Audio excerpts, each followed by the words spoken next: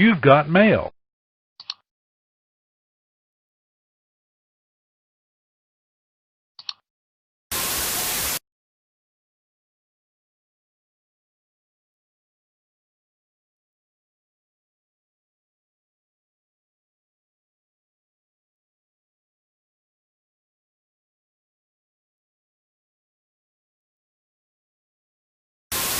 Amazing.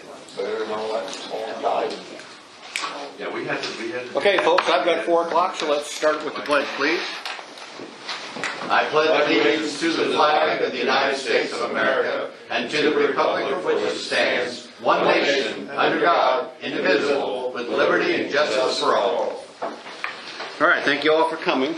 We are maintaining our 6 feet and our distance from you. You can, if you wear a mask, that is fine. If you need to distance better, you guys just take care of yourselves. We're all big people here, so you do what you need to do, please. I'd like to start off before we get going here, just as a statement of thanks to the people involved with the Covered Bridge Festival here in Park County. It went issueless. There were no issues. I had about 5 calls that I had to go look at folks, and they were fine in what they were doing. They met all the requirements and all the restrictions. I went down to Bridgeton, talked to some folks there. Up here on the square, on the street, I talked to some folks, and everything was fine. So I really appreciate that. As much as we all hated being in that situation where we were not going to be able to have that. Looking back now with the COVID cases as they are spiking and hospitalizations are spiking, obviously it was a good decision, and it's something that had to be done. If we had not, and we'd had the festival, and we had these spikes anyway, it would have been just because we had that festival, and we would have had national. CNN, your favorite place, would have been here checking out to see why we were doing that kind of thing. So I just appreciate everybody doing what needed to be done to try to keep us as safe as we possibly could during that most difficult time. That being said, the minutes are tabled. The auditor's office had a positive COVID test this week. They are all quarantined for the next 14 days. So there is no one here from the auditor's office, and that is usually who does she is the secretary to the Board of Commissioners. So usually they bring the minutes. Cindy Todd from Partnership Park County has offered to take the minutes for the meeting for us today. So the minutes will be provided next meeting. Payroll is being done. The auditor's office is going in one at a time as they need to get their jobs done. The main jobs being, of course, payroll and claims, and those will be taken care of. Those will be paid. I got a call today from the officer who takes care of payroll, and payroll was in, deposits were made, and everything is where it needed to be. So that's in good shape. So hopefully in 14 days we'll have a clear case on that. So it wasn't just a matter of some close contact. It was a positive case in the auditor's office, and so that's why they were all required to quarantine. All right, so we don't need to approve the minutes or the payroll or the accounts payable reports. So we'll go right on to new business. And we don't have any hand-type checks. So Jeremy Vientek from Energy Harness, is that you? Yes, sir. Pull up a chair right there if you don't mind. Okay. You need a couple more chairs or somebody to drag around? I'll sit right You here. sit here, that's fine, yeah, that's fine. How's everyone doing today? We're doing great. Good. Thanks for having us back. It was a pleasure walking around with Don and seeing some of the county buildings. I will say probably one of my favorite audits I've gotten to do was to walk around the courthouse and see every square inch of that place. Quite a place. It's quite a place, and you guys have done such a good job keeping it up. I'm from Chicago. My dad is from the city, so I love architecture. And it just reminded me of going to my grandparents' house with the old architecture and the plaster ceilings and stuff. So I was standing out front a couple days ago with an architect, and we were just discussing, trying to even guess what the cost would be to make a stone building like that today with those walnut, the tile floors and walnut fixtures and all the stuff. oh my gosh, it's amazing. It's an amazing thing. Yeah. Even the hinges on the doors yeah. are just, it's It's absolutely incredible. And then he took us up to the bell tower, and it's, it was my favorite audit I've ever had to do. Good. So, for some of you guys that maybe were not in here before at the last meeting, we are Energy Harness. So we are a commercial manufacturer of LED and ultraviolet lighting solutions. Really a turnkey operation from auditing to install. So coming out and counting lights, what your current lighting usage is, all the way to creating a proposal for you, and then installation. So we're not a distributor or electrical contractor. We really make all of this stuff ourselves here in the United States. So we walk through 4 different areas. We walk through the building here. We walk through the courthouse. We walk through the highway department and the ambulance area. So those 4 areas, and then we did go out to the campground, but everything out there has already been upgraded to LED. So there was nothing. So I'll pass this around, and we'll go through kind of what the numbers look like. If you want to take one and pass it around there. I don't know who all needs one.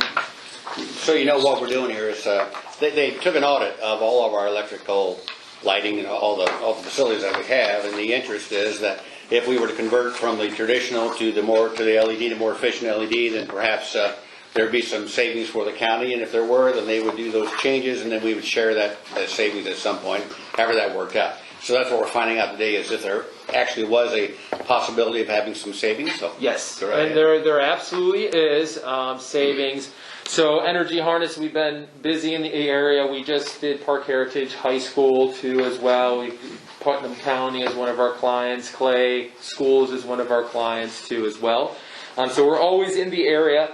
You can see here, so second page, your projected lighting savings, reducing your electrical usage by 63%, going from your traditional fluorescent lighting that you currently have in your buildings to LED solutions. And we'll talk about what those LED solutions are here in a little bit. Some of the benefits too, on top of just your savings and your reduced energy uses, is maintenance. One of the biggest, benefits is maintenance. You're not having to change out light bulbs. You are not having to purchase additional light bulbs. You're not having to replace ballasts that go out, etc.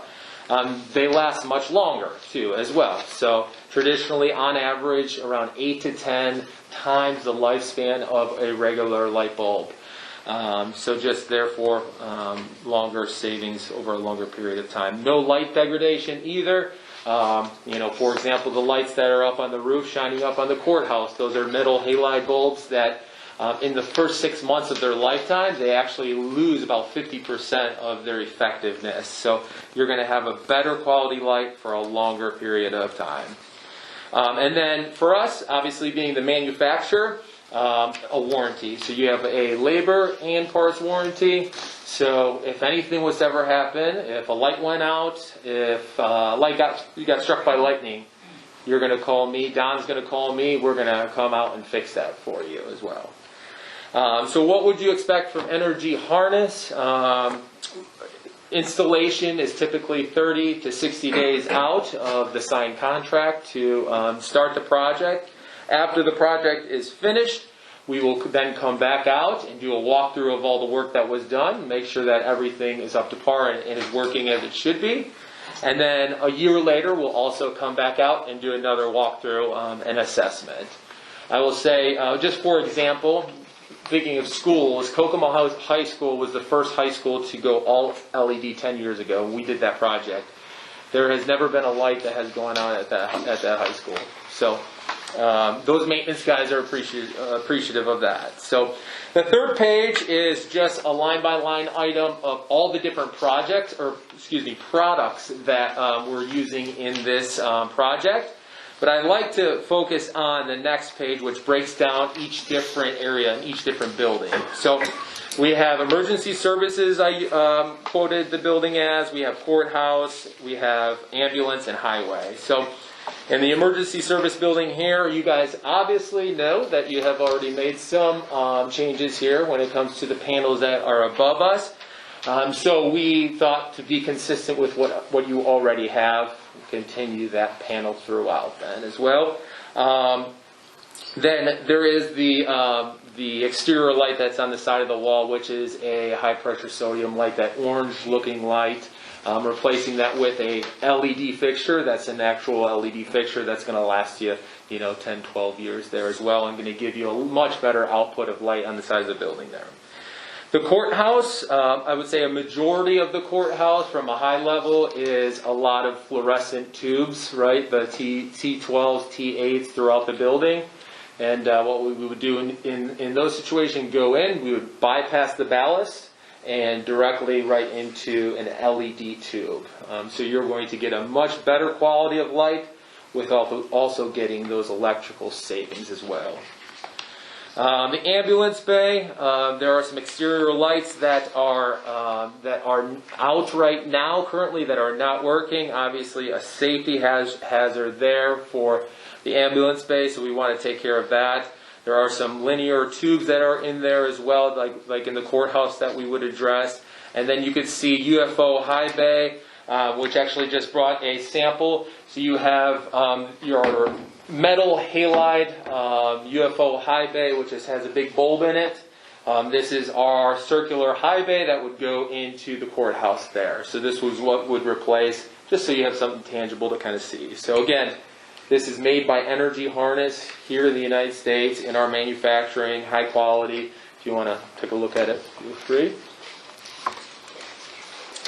And then lastly, the highway breakdown there as well too. So you got a lot of floodlights that are out there throughout the, I guess, the parking areas where they park the trucks, and then within the main bay area, it's very dark in there. So you're going to see a huge difference going to LED in that main bay area where the trucks are coming through as well. So. Questions you have for me? The total, you could see, total project for converting all of the county buildings and all the fluorescent lights that you currently have to LED comes out to $41,290.33. You could see of which, let me go back here. Installation for the project is $4,813, which is, I think, 13 or 11%. Yeah. Yeah. Okay. So immediately swapping over to LED, converting to LED, you're going to see 63% savings. You know what our monthly cost is now, our annual cost on electric that we're saving 63% of? I do not know that offhand. However, your electric bill is not all lighting, right? So you have HVAC, you have other electrical usage. So this is just specifically on those fixtures. So the electrical saving is 63%. That's 63% just on those fixtures, which is probably correct. 15-20% of our actual electrical use. Yeah. Typically, they use, I think, around 25% of your electric bill is lighting. Well, let's see what that is and how that compares. Then. Okay. So that's cost. We have to pay for the cost of installation. Correct. Yes. I don't think that's what we did at the jail. No, the jail was they did we that. We did the jail, but then we didn't shared. pay a penny. But we shared when one on an ongoing basis. We shared the savings. Here we're not sharing the savings. We're just paying for the installation for the changeover. So if I remember right, you did an energy savings contract, correct? Yes. So over 15 years, is that? Yes. 15 years. So you're paying for it, Yeah. It's just an but you're elongated. Right. So for instance, You really can't tell us how long it would take us to pay this back. Well, that's why I was asking how long, what the cost was, what we're actually saving a month. Yeah. Because we're going to pay you $41,000, and it's going to take us 45 years to recoup that $41,000. That's not a real good deal. Well, we could calculate it if we know the total. Yeah, we can figure out what that is. Figure it out. Did you not get bills from the auditor like you had said you was going to, and then break it down? It just had, I think, total bill, so we can't see exactly, like your total bill, so we can't calculate exactly. No, but I know if you already know what the percentage normally is, you should. I guess we could use a percentage. Yes, so that's correct. I believe if we were to look at typical usage here, I think what were they, 6 to 7 cents per kilowatt hour? Yeah, And if you look at like an 6 cents. annual, because it's going up, obviously. You guys are IMPA, is that correct? Is that correct? Indiana Municipal Power Association. Yes. Well, it's the town of Rockville. Yeah. Yeah. So basically They're part of it. Yeah. I apologize. And then that means that there are no rebates, unfortunately, that we can get for you. Right. We'd love to, by the way, if we can. So typically what we see, and again, this also includes storage units, which have, I think an hour to 2 hours of usage a week is what we estimate. So your usage is going to be a little bit lower. So typically when we look at those numbers and the lighting package, we take typically between 36 to about 48 months is the return on investment that you typically see with that. So not great. I mean, not compared to what, let's say, if we're only doing the main gymnasium of a high school, what's used 80 hours a week, the usage is much lower in some of these areas that we calculated here. So that will be impacting your. Well, we'll get those numbers and see what that savings would be, see how long the payoff would be, the payback would be. And then the other thing too is we also have the option, we don't know if this would work from a municipality perspective. We've done this with others, but every municipality is different, which is to be able to basically provide like an operating lease, like you would do with a Xerox copier, where you would basically put this as an operating expense to the budget over 36 months, and you would pay that off over that time period. Similar to what you would do with the energy savings, where that's basically a debt against the future tax. Yeah. Except for it's a little bit simpler. It's only 4 pages to basically execute on. And it's an operating lease, so it's not necessarily a capital expense. And then finally, it mirrors more of your savings. Because again, 15-year buyback for something a product that will typically last between 7 to 10. Right. Might not be the most optimal approach versus if we're looking at a 36 to 48 month return on investment, and we put together a 36-month return operating lease, you're looking at mirroring your cash flow a little bit better than what you are with the existing energy savings contract. Does that make sense? We'll have to get those numbers and see what the time on the ROI would be and see where we are. Okay. Any other I don't think I have any questions. I think it's pretty straightforward. No, I appreciate you doing that. Just to let you know, we have somebody right after you on the agenda with another energy presentation. And our budget was just passed. Yeah. But whether the council has anything like this anywhere in the budget, we'll have to get with the council. So we're not going to be able to obviously, or I don't think we'll be able to get any kind of answer tonight. We don't even know what our savings can be You yet. now know what you've got and what your numbers are. Sure. But I'd say give us 30 days. Presentation from the next company, then we'll have to get with our council to see money-wise whether they feel like we can afford to. And we should get in touch with you on that. Sounds great. Decision, give us time to go Would through you it. like for us to provide you more information on the financing approach, or is that something that you? We ourselves, I think, can at least get the bills from the 4 buildings and calculate the percentage, come up with that on our own and get an idea there. Because really how we pay for it will really be up to the council anyway. It really doesn't matter to me. My preference would be to pay it at one lump sum and have it done, and then just reap those savings as we go. They may choose not to do it that way, but that would be up to them. That's the fiduciary part of us. That makes sense. So let us go through that. But we will get those from the auditor's numbers and see what the savings is, and see what how far out the timeline we're looking to get back to even and go from there. The savings. Can I ask you one more question? Mhm, sure. Of the 4 areas we audited, what would be your highest priority area first? Right. Well, for me, probably the courthouse. I know that the lights are strained for a lot of the ladies that are working all the time. Got it. But the highway department too, as you know, it's pretty dark cave in there. Scary part, we'd see all those ugly guys a lot better. That might be a scary part. Yeah, Randy. But we can live with that all right if we had to. So, but those 2 areas, I think, otherwise probably okay. I mean, ambulance service functions okay. And this one's not bad. This is the main room we use here too, and most of our lighting is individual in their rooms. So I don't know how your lighting is in your room. Is it adequate? Yeah, what we have. So. And I would say, and probably the reason Kyle asked too is we could take a look at the usage based on the fixtures you have, and okay, this would be priority number 1. Let's start here. And like for example, at the ambulance building, the outlet that they plug the cord into the trucks, when they pull off, I guess, swings up and knocks the lights and breaks them all the time. Oh, really? Yeah.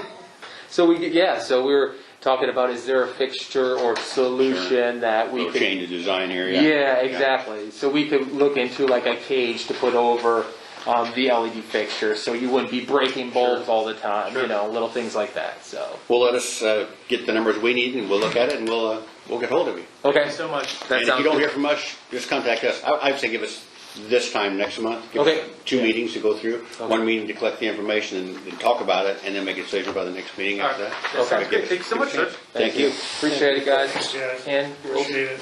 I'm gonna grab this for us. Oh, you want leaving that for us? maybe. Thanks, guys. Oh, you want to sign that right now? Thank you very Special. much. Okay. Thank you very much. Thank you, guys. You're welcome. All right. So next up would be Rick Anderson from JMS. Afternoon. How are you doing today? I'm doing great. How about you guys? Good, good. This is Energy Conservation Day, huh? Yes, it is. Yes, he's that real I've got a copy. quick. Yeah, I've got, okay, let me give you a few other things. That's the, oh, did Laura get that to you? I can pass it for you. Yeah, perfect. Yeah, why don't you take more of those? Thank you. Hey, gentlemen, so thank you very much. Rick Anderson with Johnson Mello Solutions. Arash is my engineer. Hello, everyone. So he makes me look good. He answers all the technical questions. So that's interesting. It was listening to the gentleman before us talking about the lighting. So that's a piece of what we're talking about. Okay. And we take this kind of to a little bit more of an nth degree as far as we're trying to incorporate as many possible energy conservation items as we possibly can. Lighting is kind of the low-hanging fruit of all this, but there's some other opportunities here I want to review with you as Okay. well. So if you look at the objective here, obviously it's collaborate with Park County to develop energy conservation measures that save and produce sustainable energy while reducing utility costs and providing substantial benefits for the county and community. I think when I first met with y'all, explained that we do these energy projects, our big differentiator is solar. And your jail is kind of the big energy hog as far as county buildings Right. go. County courthouse is a big energy user, but the jail is really the one that's the big hog. 24/7 out there, yeah. Exactly. So and I'll get to that here in a second, but we're going to be doing some energy conservation measures out there, but lighting out there, solar out there is going to, the benefit of solar, one of the big benefits of solar is it locks in your utility costs for 25 to 30 Right. years as long as the solar lasts. The town looked once upon a time, since we are with the IMPA, Yep. they had a project going for a solar field outside of town one time, but that died. I don't remember why, Okay. why that died and went away, so that I don't know. Yeah. So it's not come up much since that They went didn't away. have enough room in the spot they were. Is that what it was? Okay, okay. And we typically don't, there's a ton of companies out there putting these solar fields out on, 200, 300 acres of property. That's not what we do. We put the solar at your particular location to be able to benefit from that. Our main goal is to offset, if not 100%, pretty close to 100% of the electric costs where we install the solar. Okay. Okay? So you guys have done one of these projects. I think has it been 20 years since you did the last energy project? I think the gentleman over at the courthouse was telling me that he did a job with Siemens maybe 20 years ago. Oh, yeah, it was right at 20 years. Ish. Yeah, Okay. yeah. The thing about these projects is you typically have to do them about Technology HVAC changes. HVAC equipment. Some of the equipment, even with good preventive maintenance, lasts in that 20-year range. So we're kind of coming to that place again where some things need to be taken care of. So if you look down at the bottom here, it talks about the LED lighting retrofits, which these gentlemen talked about, and we do something very similar to that. But down here on the right-hand column, you're looking at, here's the solar array at the jail that talks about 294.8 kW. The total project cost, now again, this is a very preliminary number. I want to stress, we're not asking you for $1 million. What we're asking you to do is kind of move your operating costs around. So in a real simplistic form, if you're paying $1, and that's probably going to go up to, let's say, $1.10, $1.15, it keeps going up. I gave you an article in there, an IndyStar article about the utility companies continuing to raise rates regardless of what the situation. How about spending 75 cents on your operating costs and then taking that quarter that you've got and upgrading your facilities with HVAC and those type of items. So we're really not asking you for additional capital, we're just asking you to move the capital around Okay. and be more efficient with it, if that makes sense. What you'll see here is that 10-year avoided costs of almost $1 million, 920,000. 20 years of avoided costs over $3 million. The payback for the project that we came up with for you was a little bit under 10 years. There were some other opportunities in here for, especially over the courthouse, boiler replacement, chiller replacement, some infrared heaters out at your highway garages, some smart thermostats throughout your buildings, your kitchen hood controls also at the jail as well. So this is a really comprehensive approach. Lighting would certainly be part of that because, again, that's kind of the low-hanging fruit, and that'll help pay for some items that don't pay for themselves as quick. But this is a really nice project for you that would upgrade your infrastructure and also really, really reduce your operating costs. Okay.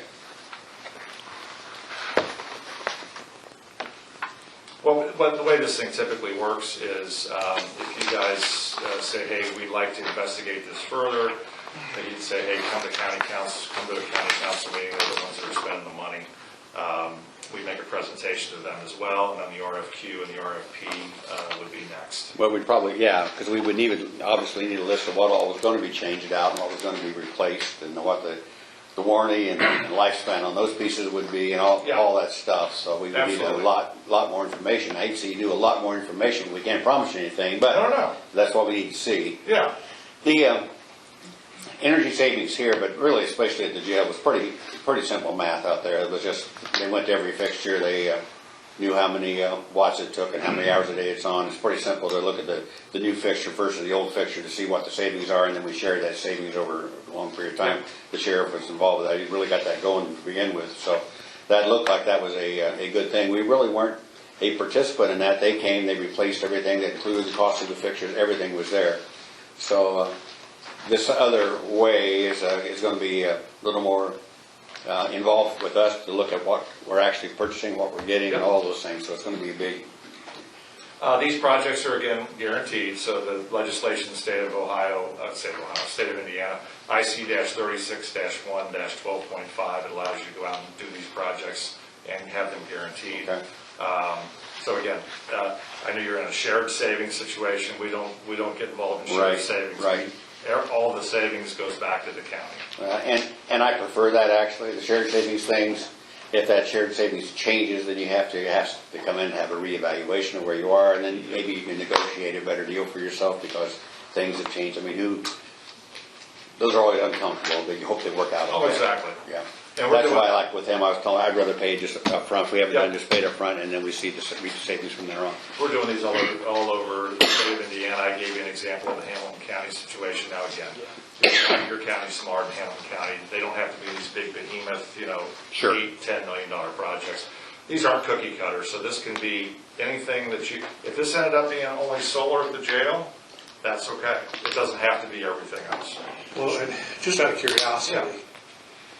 the solar field, just for the jail, talking about the jail, you were talking about 294.8 kWs. What kind of area will you need to Produce do that. that? An acre? Right. 5 acres? 25 acres? So as you can see in that one pager, there is highlighted a snippet of the layout I have currently. And right now that's on the north side of the jail. And I limited myself to the current GIS map of what the county owns for that jail property. And right now, as it stands today and modeled, it's offsetting 56% of the energy usage, and the yearly usage of the jail was like 536,700 kilowatt hours. Annual cost of around 55,000. So that's offsetting about 56% of that, which is, I think it's like 330,000 kilowatt hours. But I'm glad you brought that up because also look at the GIS map. I found a unique solution to offset more energy, and that's because directly east of the jail, there's that baseball diamond, and all that land is owned by the school. So there's a unique situation actually where the county could actually go out to the school and negotiate terms to rent some land And typically in the past, Yeah, where we've that's looked an at, it's option, like, but they also are talking about possibly building more facilities out there too. Okay. So we can't assume that we Right. have that Sure. capability. We need land. Just the land yeah. we have, how much land will it take to put the field in? Because Justin needs to know, if he's gonna lose whatever, I don't know how much you got out there, if you're gonna lose an area of Actually, 3 we looked acres, at it, don't and the look at it. potential Pretty down the not road much left. is, you're gonna need to add on, or we're gonna need space out there, you don't wanna lose what space you have, what limited space you have, because you don't have a lot out there, I don't think. Well, we actually own land right north of there. Do we too, own the land north of that? Where the old Ford Farm was, those acres. Well, yeah, those acres way in there, up we own there. that. So I was gonna ask, how close to your facility do the solar? The closer the better for cost. I mean, Okay. We've the got further land away, that's what, half mile? mile. Yeah, the further away you Half mile get, north of that. you start and getting into that, costs. you get into some wire, you get just into some Okay. wiring costs, it Okay. just doesn't make sense. The other opportunity too is roof space. Now, you have, the nice part about the jail is you have a standing seam roof out there that would be able to handle from a structural, integrity perspective. That's an opportunity too. We'd rather do it on land first, but if the roof ends up being part of it as well, that's an opportunity. and to answer your question, sir, I didn't exactly measure how much the solar Well, I mean, field I was takes, just but curious. with his numbers, I mean, a little shy of 1 acre. If you want to wipe out the energy usage 100%, it'll take about 2 acres. Okay. That's what we're looking at right now. So again, I just kind Oh, yeah, of absolutely. curious. Yeah. Because like I said, there's just limited space out there. And we built the jail, back then they built the jail fairly large, I think. And we don't have overcrowding issue, but that doesn't mean 5 years from now, you don't want to add on, or you don't need some federal regulation comes out and says inmates have to be able to do whatever, and you have to build a whatever for them, so. I think we talked about earlier the courthouse, I don't see any way of doing No. the courthouse solar, Yeah. because And I don't think typically- any of us have any interest in Don't putting want to see it. solar panels on the courthouse Yeah. lawn. You don't want to mess with it as well. Yeah. The highway department and the EMS, there is some ground, but, well, there's a lot of stuff out there, I'm not sure. You got some roof space out there to do the might work as well. So the good part about it is you've got some really good opportunity for it in all your facilities. So it's a neat opportunity to look at it. Again, if you can really peel off a lot of your electric use and also guarantee that you're going to keep those same costs for quite a few years, it really makes a lot of sense. I'm assuming this is some of the list of some of the things that we're looking at? And I apologize for the small print. Yeah, I can't read it, so I'm just You guessing. what it definitely need actually some is. reading glasses, I can loan you mine, but that's a cash flow that would take you out for the 20-year term I got we're you. talking about. Okay. But you don't have to go that far out, the legislation allows you to go 20 years. Okay. Okay. We should have 25 because panels these days are warranted for 25 years. So Gotcha. we're just trying to give you the full comprehensive financial picture. Gotcha. Okay. Can I get a set of those for the auditor's minutes? I can get mine. I met with her. Okay, because she only had one in Oh, the yeah, packet, yeah. so I just want to make sure I get her. Here you go. We got it, Nick. she's got it. I got it. Okay. There's Nick. Thank you. know this? Do you want the other one too? I have one of those. Thank you. All right. Well, I don't know where we go from here, what you want us to do or what you need from us from here. Well, really, I think it's just a matter of if you guys think it's a good idea,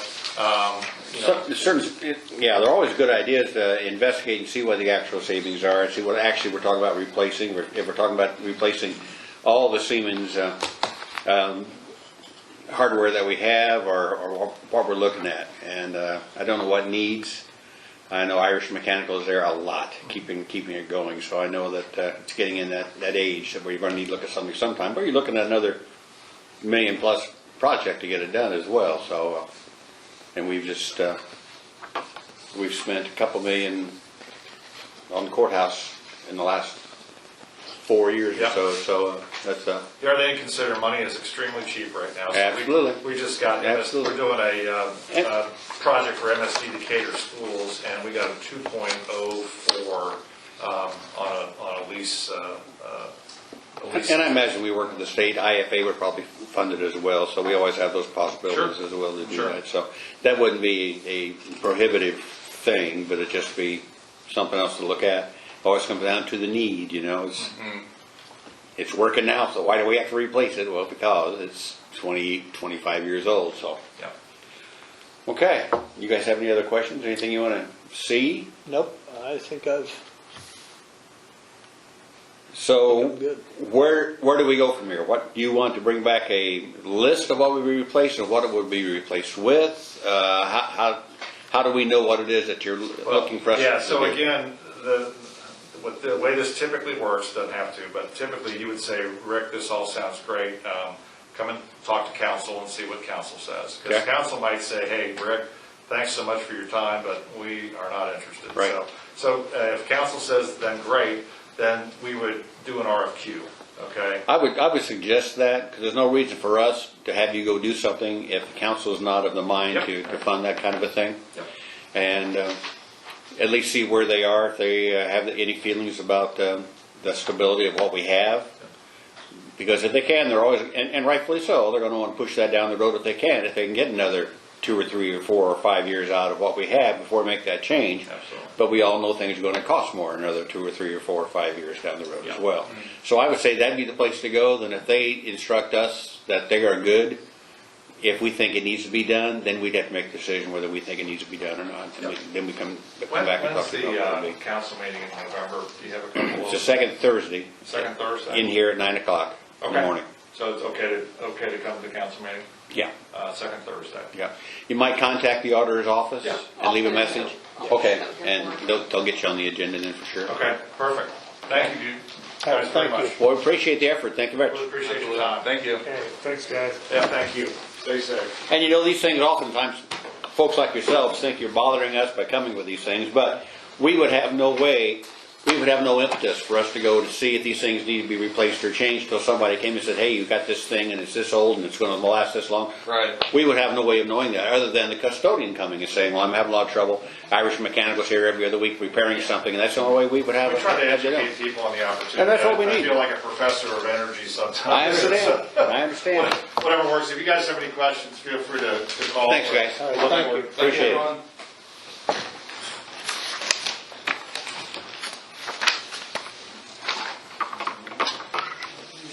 All right. Ron.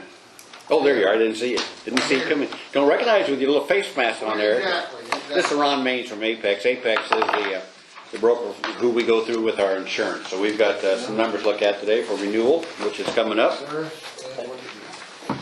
private plus mine, so hit it on the money on that one, off to a good start. Got a bit of information there. How's Mr. Gauze? You ever see him? I see him once in a while, yep. Okay. He's plugging away, you know, John, he's a wheeler and a dealer. Yes, he He's a is. shaker. Yes, he is.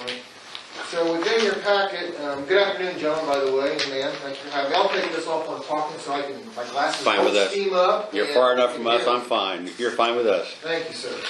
So you've got a packet there in front of you. You've got a series of different documents. We've got a unique situation that I want to make sure to explain to you from that standpoint. So how about we go about it this way? Obviously, this is the benefit review, and quite honestly, for today's conversation, we're really just having to focus on when it comes down to your stop loss to your medical plan. All your other insurance is on rate guarantees. Okay, We don't have to worry about dental, vision, right. life, any of that Right. stuff. It all comes down to the medical plan and stop loss Okay. insurance. And if you recall, in the last couple of years, you've had pretty darn good years, and in fact, y'all didn't have to change your rates this Right, past year. right, Right? From the standpoint that it could have gone down, you said, no, hold the line. right. Because we always said, you know, it might come back the next year, and It always does come back to and bite you. guess where we're at? Yeah. Okay? Quite frankly, I've got two different scenarios for you. If you go ahead and just do me a favor and flip to page 3 on this, on the binder, I'll kind of help walk you through this a little bit. Kind of cut to the chase, if that's good with you all. That's great, actually. All right, so do me a favor and scribble this in at the top. You see up there where it says that current, you see where it says current on that little one there, if you've got your eye specs on, and Yep. that's when it says renewal at Yep. 50%, no laser cap. Right on top of that, just for your reference purposes, with all employees. On just right over top of that one, just about, Okay. literally right over top of that one, with it says firm to 1030, no new laser, 50% cash. Okay, Okay, the next one beside, you see the one that says renewal alternative? yep, There is one individual that you may see retiring this winter. okay, Okay, so that is going to be the quote without that one Okay. individual. And that one individual's medical condition makes a substantial difference okay, of whether they're going to be on or off Gotcha. the plan. okay, You with me on that? yes, Yep. Okay, good. All right, so let's go through the one where that individual stayed with the county into the new year. okay, Okay? Rolling down the line, everything is pretty much, in that first column A, all that first section of A, you'll see some information.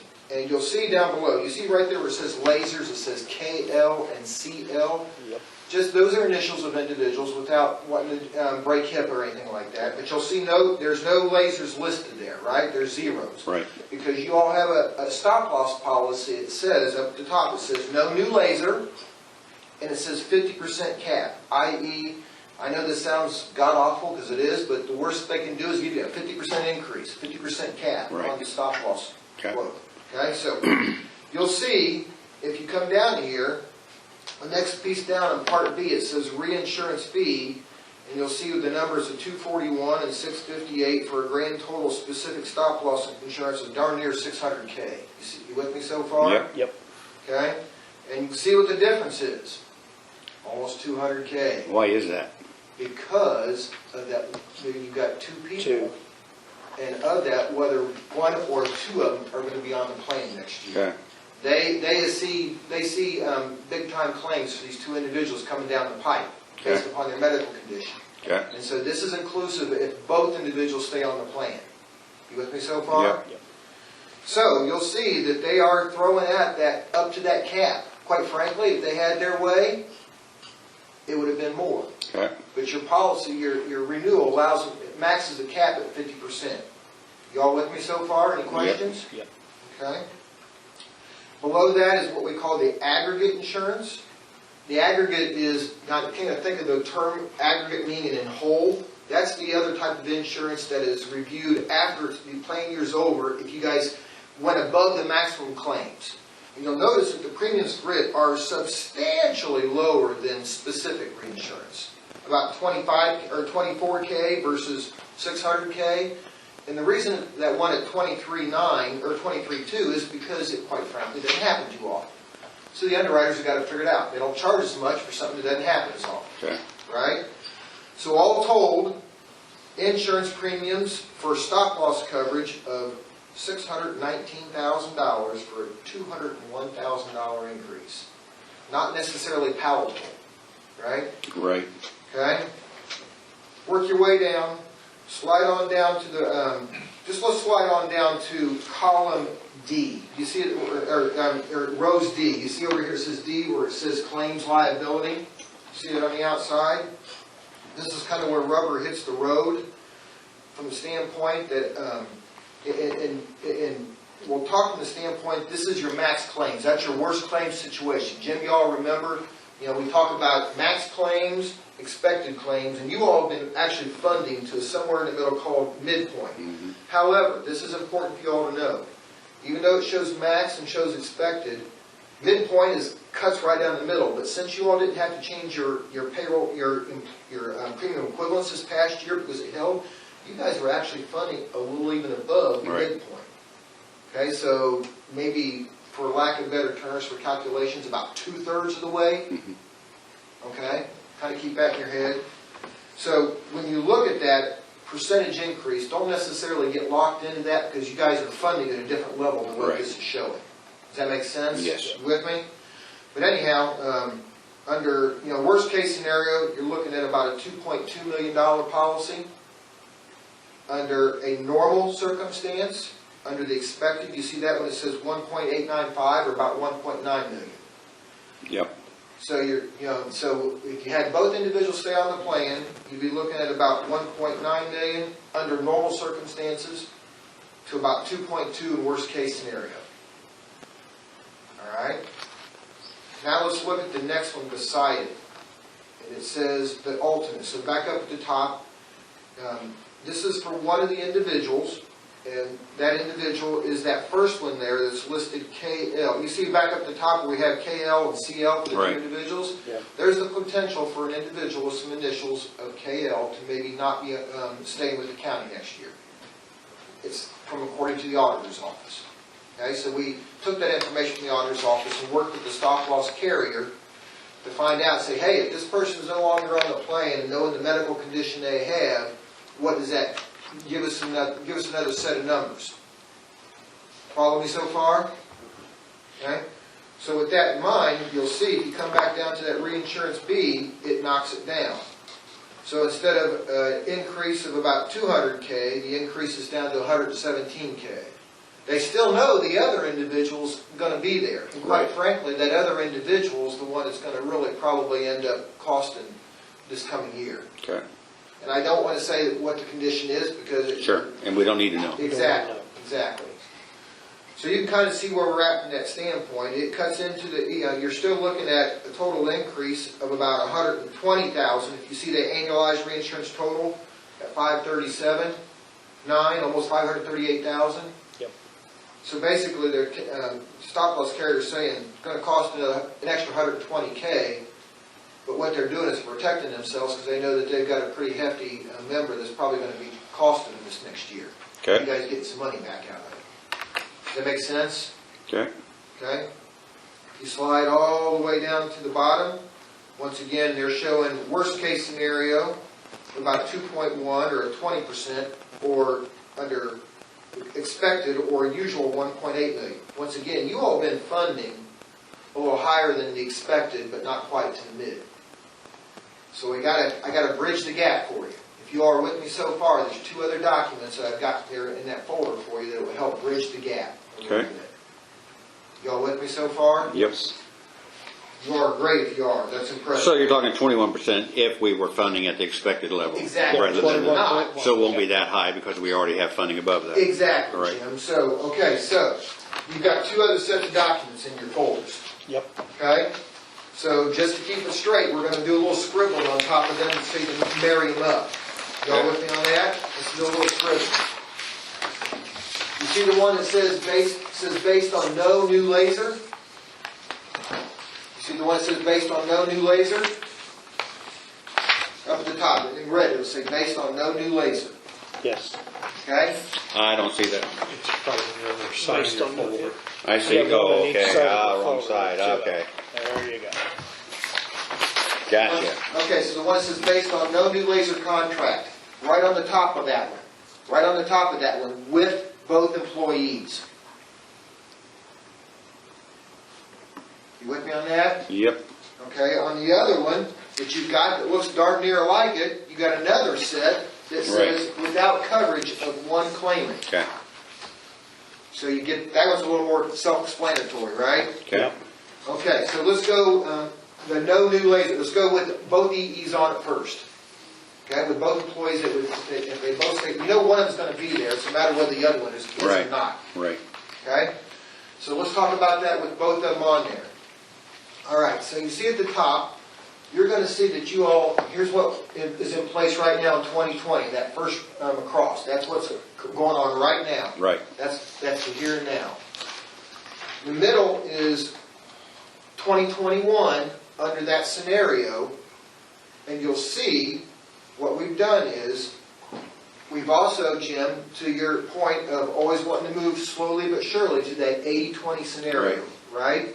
So that's this past year, or 2020, you've been under an 86-14 scenario. right, This takes you to an 85-15. right, Okay, moving every year. right, Okay, so you can see what those dollar amounts are as far as the premium equivalents and what we suggest for the payroll deduction amounts to be the Okay. employees. Okay? Now, as far as the increases, because of the fact that you guys have been running at that somewhere between midpoint and expected, even though the percentage says one thing on there, in reality, here's your increases down at the bottom, okay, based upon the funding level you've really been trucking along at. okay, You with me on that? yep, Okay, so by the same token, grab the other one. Let's grab the other one so then you can do an apples to apples comparison. So now we're talking about one where if that one individual does not stay with the county into 2021. Yes. All right, good deal. Same information across the top. 2020 is what it is, right? Yes. Then in the middle section, we're talking 2021, where the dollars are going to be a little lower because they're not having to account for that one other individual that's going to be, would be a high cost claimant otherwise. Okay? Still showing the 84-14, or excuse me, the 86-14 and the 85-15 split. And down at the bottom, the increases are not quite as high. See that? Now, I'm still here to tell you, you're still talking 20-some% on both. Yeah, and I'm surprised, I thought we were having a good year. Well, it's because there's one individual, the one individual that we're talking about whether it stays on or off, that person is showing up on you're getting specific reimbursements this year on that person. The other person that's carrying forward, they had not even, at this point, hit to show up as somebody that's getting eligible for reimbursement yet. But the stop loss carrier looked and found this individual, and they've got a medical condition that they think is about ready to kind of go through the roof. Man, 'cause I thought we were in that 4 or 5% range again. I know, I hear you, I hear you. This one kind of caught us off guard too. But there's one individual where they, quite frankly, they could get to the point where they have a medical condition that conceivably someday down the road could require a transplant. Okay. And there's a whole lot that goes on before one can get to that point. Okay. So that's kind of, now that we've kind of gone through that, I've tried to build the bridge for you to understand it. I'm happy to speak to any all conversations about it. So here's my first thought. You're only going to want to go with the one where we remove that individual if you are absolutely, positively sure that that individual's not going to be with you all in 2021. I don't know how we would know Well, that. that's where Laura's kind of got to get We know involved. that. I know, exactly. But that's kind of where the auditor's office, they tell, they're pretty sure that this individual's not. Okay? But here's the gig. If you go with this version, there's a stop loss policy that says that person's not, they made their calculations that Right. that person's not on there. Right. And if that individual somehow ends up staying, Yeah, we have to have commitment from you them. are on the hook. Yeah. Yeah, Yeah. we got it. And we're 21% versus 26%. Yeah, 5% difference. 5% Yeah, more. exactly. But if the person's not going to be there, you don't want to waste that Right. extra That's money. exactly right. Yes, I You understand. see where I'm at? Yes. But you gotta be Yeah. sure, darn sure about it. Otherwise, obviously, the safe route is what? The higher of the two. But then, Yes. if that person actually is not there, You waste that money. you're wasting the money. Sure. Okay. Because that's not self-insured money, that's we're paying to a That's Yes. premium premium. on Yes, that. that is. That's premium. Okay. Yeah, because that's if you do the math, taking that person off, we go back here, if you go back to the bounded version, you can see the difference of, if you go back into column B where it says premiums, we're almost at 596.3, you see that? On that, go back to page 3. Okay. And Yes. you see at 596.3 Yeah. Yep, versus 514,663. Right. yeah. That difference of 198.7 minus 117 is I'm going to use the word discount Yeah. they're giving you for that person not being on the plan the following year. 80,000, right. Yep. Okay. But here, get a hold of this now. Take a look. So there's an $80,000 difference, right? Yes. Right. If you go over here to this far one, not that these are, we want you to know we shopped this Right. as much as we could. Quite frankly, a lot of stop loss carriers saw this information, they said, so, we're not interested. We have a lot of declines. You can see that declines on page 2. But for this one here, over here, you'll see we had we got a quote, and look at the laser amounts they want to apply. That second individual is the one that's going to be with you regardless. So there's another stop loss carrier company that is thinking they'd apply a $350,000 laser on that individual alone. And 275,000. Exactly. Okay. Yeah. So that's kind of the risk that you're looking at. In effect, that's a way for you to kind of know that that $80,000 is offset versus if you pay the $80,000, you guys are protected by somebody at another stop-loss carrier thinks it's gonna cost you Right. $3.5 or $400,000 conceivably. Now, I will tell you, when you see these laser mounts, these guys usually give themselves a little padding, somewhere in the area of like 20%. Okay. So if you see, so for instance, they're at 300, they put a $350,000 laser on this one, back off what's 35, that's $70,000, so in reality. 280. at 280 or something. So you're getting, you're saving $80,000, But you're exposing yourself for $280,000. you got it. Yeah. We're talking round numbers here, but Yeah. 'cause it is what you don't know until it actually happens. Okay. So you found some alternatives for us. Not a lot. There's these stop-loss carriers that, they most of them, do me a favor, and I kind of jumped a little bit, so do me a favor and jump back to page 2 on the boundary report. Right? So, you're looking down at stop-loss carriers, there's your Crum and Forrester, they're the current. That Tokyo Marine is that one that I was showing you, that other one where they threw the lasers at you. And look at all the others that said, no, Yeah. not interested. Okay? Now, we did, because we were asked to do so, to collect a quote from Anthem. Okay? It's a pretty substantial effort to move from UHC UMR to Anthem. Okay? But we did do so that you could have that as a revert. And that, if you go back to page 3, that is over on the far right. But you notice up at the top, okay? Notice all the others say firm. Yes. Right. Those are hard and fast quotes. Right. Illustrative means not firm yet. Yeah. And you'll notice down below where the lasers, it says to be determined in red, Right. you can be darn well know that guess what they're going to do. Sure. Okay? So when you look at the numbers down at the bottom, you say, oh, Ron, that looks like a pretty good deal. Now, you're not getting the full story. Right. And I'm here to tell you, afterwards, in the following year, Anthem on their own stop loss, they are very unyielding. They're not easy to work with. So with these numbers, we're looking at a 21% increase. Yes, sir. Council will never deal with that. That will never happen. So if that's the case, they're going to start cutting benefits. Yeah, it's, the only thing I can tell you is Jim, is at least last year we got to hold the line. Otherwise we could have gone down last year. We were looking at 5 max last year, so we had 5 max last year and 5 max this year. We're looking at a 10% increase that they would probably go along with. That's half the increase we're talking about here. What if you shop it to Anthem and then you took it for this year and then you shopped it back to UMHR next year? Can you do that? It's technically yes, realistically not so much. Okay, because you guys are a self-insured medical plan. It's and these reinsurers, they keep an eye on this stuff. And the more that you bounce around, they know they're going to have some good years and they know they're going to have some bad years. But they're looking for a reasonable amount of stability. But if you go back to Anthem on a self-insured basis, you ought to plan on staying with them, especially at the employee level, because this is really affects them. When you start changing carriers, that directly affects the employees. Yeah. Right? Versus stop loss is behind the scenes activity.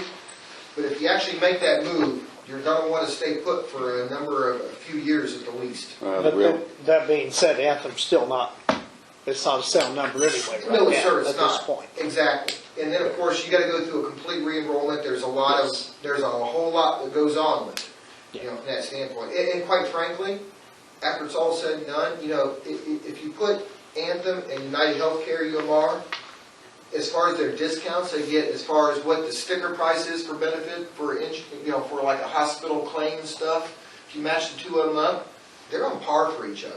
So it's not like there's going to be, in reality, savings to be had by jumping back to Anthem.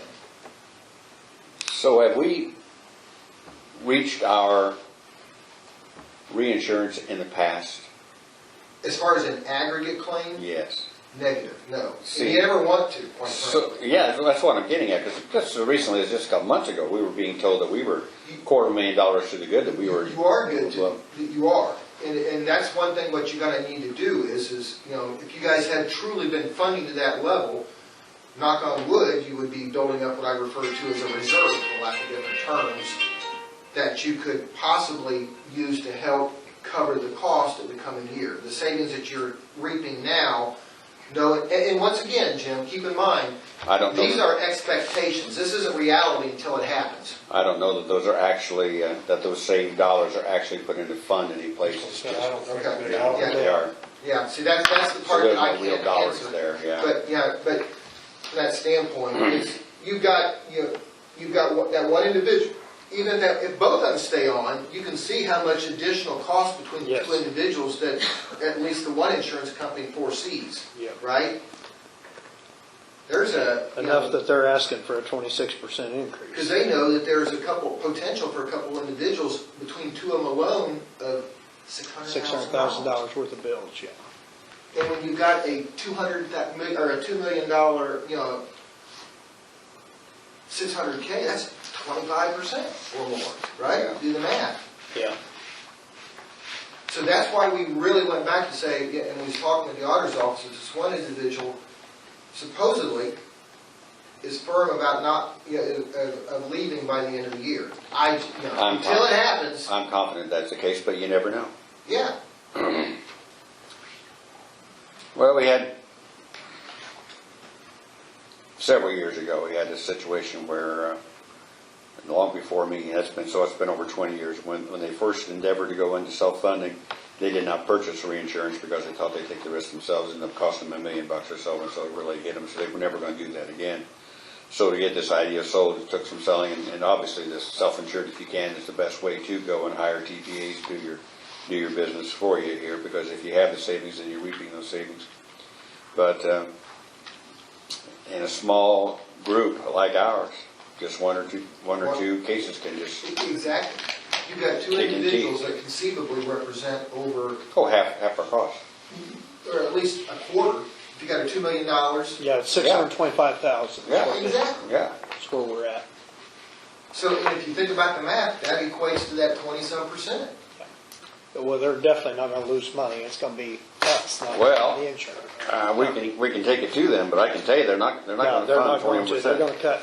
They're going to So cut benefits. The only thing you can do then, quite honestly, is speaking in reality here, Yes. right, is you can take on more of we can adjust the premiums by increasing the amount of liability that you all take on for reality by having a higher threshold for when the specific claims hit. So Right. for instance, right now you guys are at 75,000. Yes.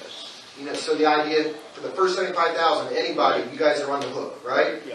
And once it pushes through 75, so let's say somebody ends up at 100K, Yeah. you're getting $25,000 back in reimbursement from the Yes. stop loss carrier, right? Yes. They can do a trade-off, and there's a couple ways we can do this. Number one is you could go from 75 to whatever, up to 100,000 or 125, and that will reduce the premiums because you all are taking on more risk before the Right. stop loss carrier has to start paying out. How many did we have reached that threshold of 75 this year, you know? This year, you got 2 people so far for a grand total between the two of them of reimbursements of 36 grand. Okay. So you guys, Would have been a good year to be up to 125,000 instead of 75,000. yeah, but it's not the here and now. It's what these folks what's see on gonna the happen in the horizon. future. Sure it It's is. just on the It horizon. always is. It's always a guess. So here's another one. Here's another one for you. This one's easy math for you guys to understand. So the one I talked about, changing from 75 to 100, that's it. You guys are taking on an extra $25,000 per person. employee, Per person, yes. right? Yes. Okay, so there's some money saved there. The other one that's easy math that you all had the capability to understand right off the spot here is what there's called a aggregating specific. And that one's a little more involved from the standpoint that you see how you got that 75K right there? Then you do, and it only applies to the first member, an additional amount before the insurance kicks in for everybody's. Let's say you say, Ron, give me a specific, let's keep it at the 75. But then let's add a aggravating, listen to me, an aggregating specific deductible of another 50,000. So for the first member, they've got to hit the 75, and then they've got to hit a 50. And then everybody else, it's just the 75. So that 50 only applies to the first member of the entire That goes plan. over. Okay. If you do it an aggregating deductible, and let's say you go at 50,000, it's literally almost a dollar for dollar trade-off in premium. So if you say, Ron, let's put in an aggregating deductible at 50K, what you see in your annualized premiums for your specific at about, what are we at, about 600,000? Under the, if you kept both members in there, it would take it down to about 550,000. It's literally about a dollar for dollar exchange. It's gonna You cost guys us are- less on this end, but once it's up to that. And really, so quite frankly, there's not a downside to it. From the standpoint that it's a dollar for dollar, so if you don't hit it, if you don't have somebody that hits it, you save the cash, right? Is that gonna be true even if you go with the firm? It doesn't matter. Yep. So it'd be a dollar for dollar? A dollar for dollar. So we could take that But- from the 514 to the 464? Exactly, it's a dollar for dollar savings. So the idea is, it's really not a bad way to go. It's just, it confuses people, so a lot of people don't like to go with it, but it makes a lot of sense, because it's a no-lose situation. But the way I'm seeing it, we've got one individual that's definitely gonna hit it possibly. Very likely. So it ends up being a neutral scenario. It reduces your premium, but you're going to We're catch still it gonna pay on on the your other. claims. Yes. Now, let's say, here's the thing though. Let's say that second individual, for some reason or another, ends up leaving the county.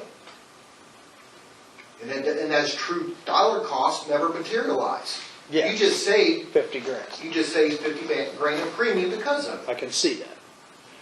But that's a big if. That's it. But once again, it's really, in the big scheme of things, it's a no-lose scenario for the employer. Yeah. You save it in premium, Yeah. Right. but you conceivably. We already know we're not gonna pay that 50,000. There's a good chance we're gonna pay it. In The claims. first person that hits it. But the That's good right. thing is, everybody else is covered at the 75,000 level. Exactly, that only applies that first individual. I understand. You guys are doing really well understanding this. So, I can go back and get that quoted for that. And by the way, these quotes that we have for you, I've got documents with you, I was gonna leave with you, if you all need to think about it when you sign off on them, I can go back and ask for another one, but these rates are good through the 30th of this month. We don't need it yet. and we're gonna have something else quoted anyway, because council's not gonna go for it. Because here's what happens. Here's what happens. The reason these stop-loss carriers put a time limit on how long they'll honor these rates that they put out is because then they know that they can get the next set of months' claims and want to do a That recalculation much more. for that and see if it's, because they're that much closer to reality, right? Right. The earlier you are, the more they're having, because they're estimating Yes. all Yes. the way through the next Yeah. year. Yeah. The closer they can get to the real year, Well, I don't more. know why anyone wouldn't take that aggregating No, deductible. it's not, yeah, it's just that sometimes it confuses folks and it's So more need hard to for people to include that, grasp. if that's how that works, and it's It is. nothing strange there. So it really comes down to how much you guys want to take on in that, we could get you an aggregating deductible quote at 50, at 75. We can take your, these are levers. We can pull it on both of them, the specific at 75 to 100, or leave it alone and get an aggregating deductible. Now, the carriers might have a max of how much they're willing to do an aggregating deductible to correspond with the specific. So if you guys are at 75 right now, they may have a limit of how much they're willing to do the aggregating deductible with it. That's a lever that we ask for, and it's a matter of how far the carriers will show in that quoting capability. And I have no problem if we having to go ahead and get the quote for this to see where we're at before we go to the council. And if we have to have a special meeting to sign it rather than letting it drag on, I have no Yeah, problem with that. we're gonna have to, because they just aren't gonna do Yes. 21. No, If they're not that's the going case, to. then we're gonna have to redesign the plan, because they're not gonna fund that No, plan. and we could be on the hook for as much as 26% And if we then, don't do Jim, something. to make ground savings on the plan design, it can't be an incremental increase, I'm afraid to say. It's got to be something fairly substantial, which is going to, be an Yes. employee concern. And that's been our biggest fear all along. Yep.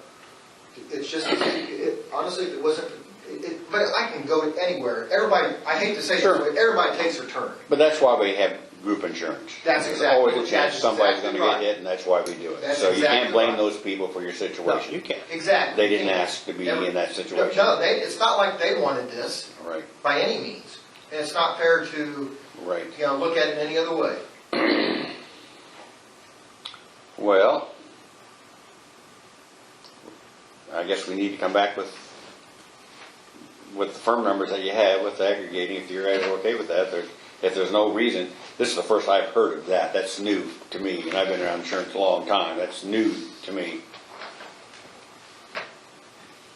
It's called an aggregating specific. Okay, now you said aggregating deductible. It's an aggregating specific deductible. So on the second person, we pay the first 50, You gotta hit your 75. right?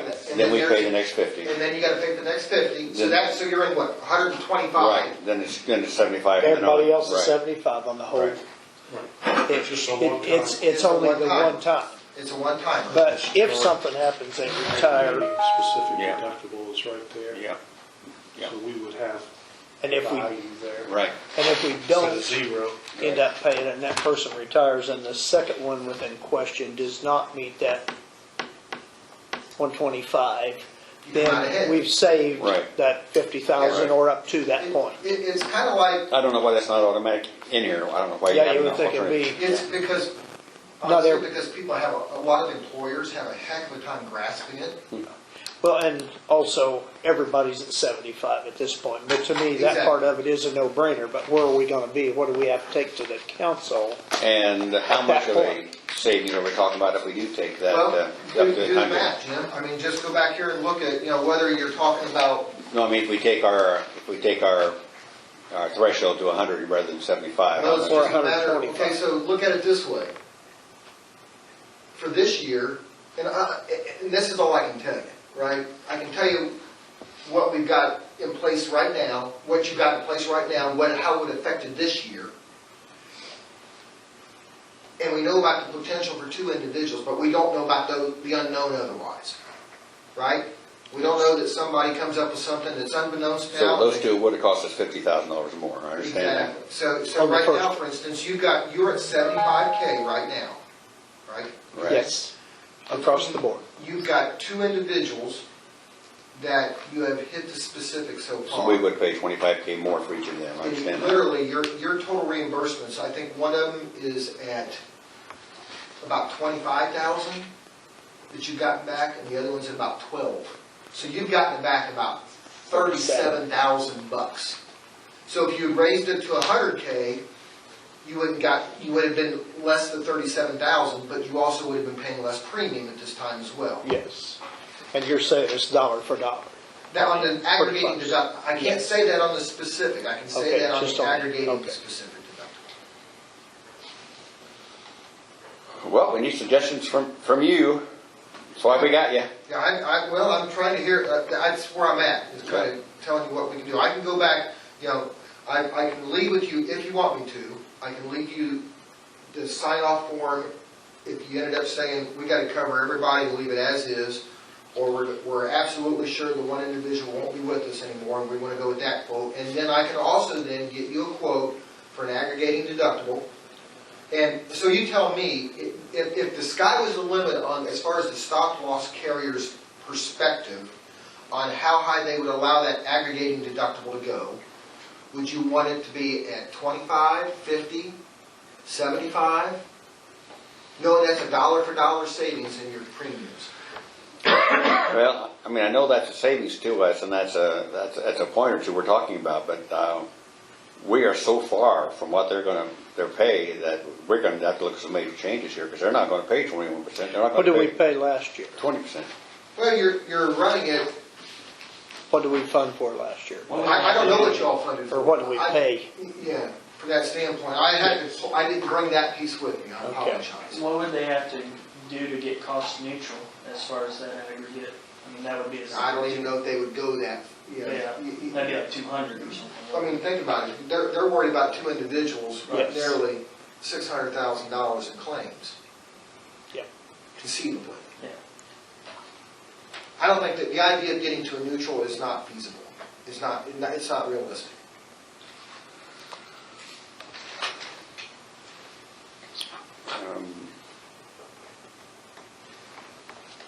I can go back with our team also and circle the wagons and come back with some, also some what we think's viable in talking with the stop loss carrier. Because part of the issue is, gentlemen, is honestly, all the other stop loss carriers don't want to play. Yeah, They've seen this. I, So we're down to really, quite frankly, working with the incumbent. It's a matter of how far we can get in. And they know what they're staring at too. yes. I guess what we need to see, because they're gonna wanna see, if we cut the stop loss funding portion out of this and let us see numbers of what our insurance costs would be, and then see what it would cost to fund the stop loss outside of that as a separate number for them. Because it's the stop loss that's driving this whole thing. It's probably gonna be better off if he comes back to a council meeting. That's what I'm talking about. With the numbers. That's what I'm talking about. If we can see a number, they're gonna need to see that overall, the health plan has been fine. We just have a couple of cases that have cost us a lot of money, and it's the reinsurance is a threat. So Jim, what you're asking then is, do me a favor, go to column D, Yep. or to row D, I'm sorry. Yep, You see where it says claims liability, maximum claim liability? Yep. All right, you see where it says aggregate deductible? It says like $1.5 million? yep, That is what the stop loss carrier thinks your insurance claims should be, worst case. Okay. That's where they're saying, if you were to go above claims. that's our maximum claim liability. That's your right. maximum claim liability, 1.5 million, okay? So that's really what that's your answer, what you was asking right there. They're thinking, the stop loss carriers think you're looking at a worst case of $1.5 million in claims. I mean, it really doesn't, I can't say it don't matter, but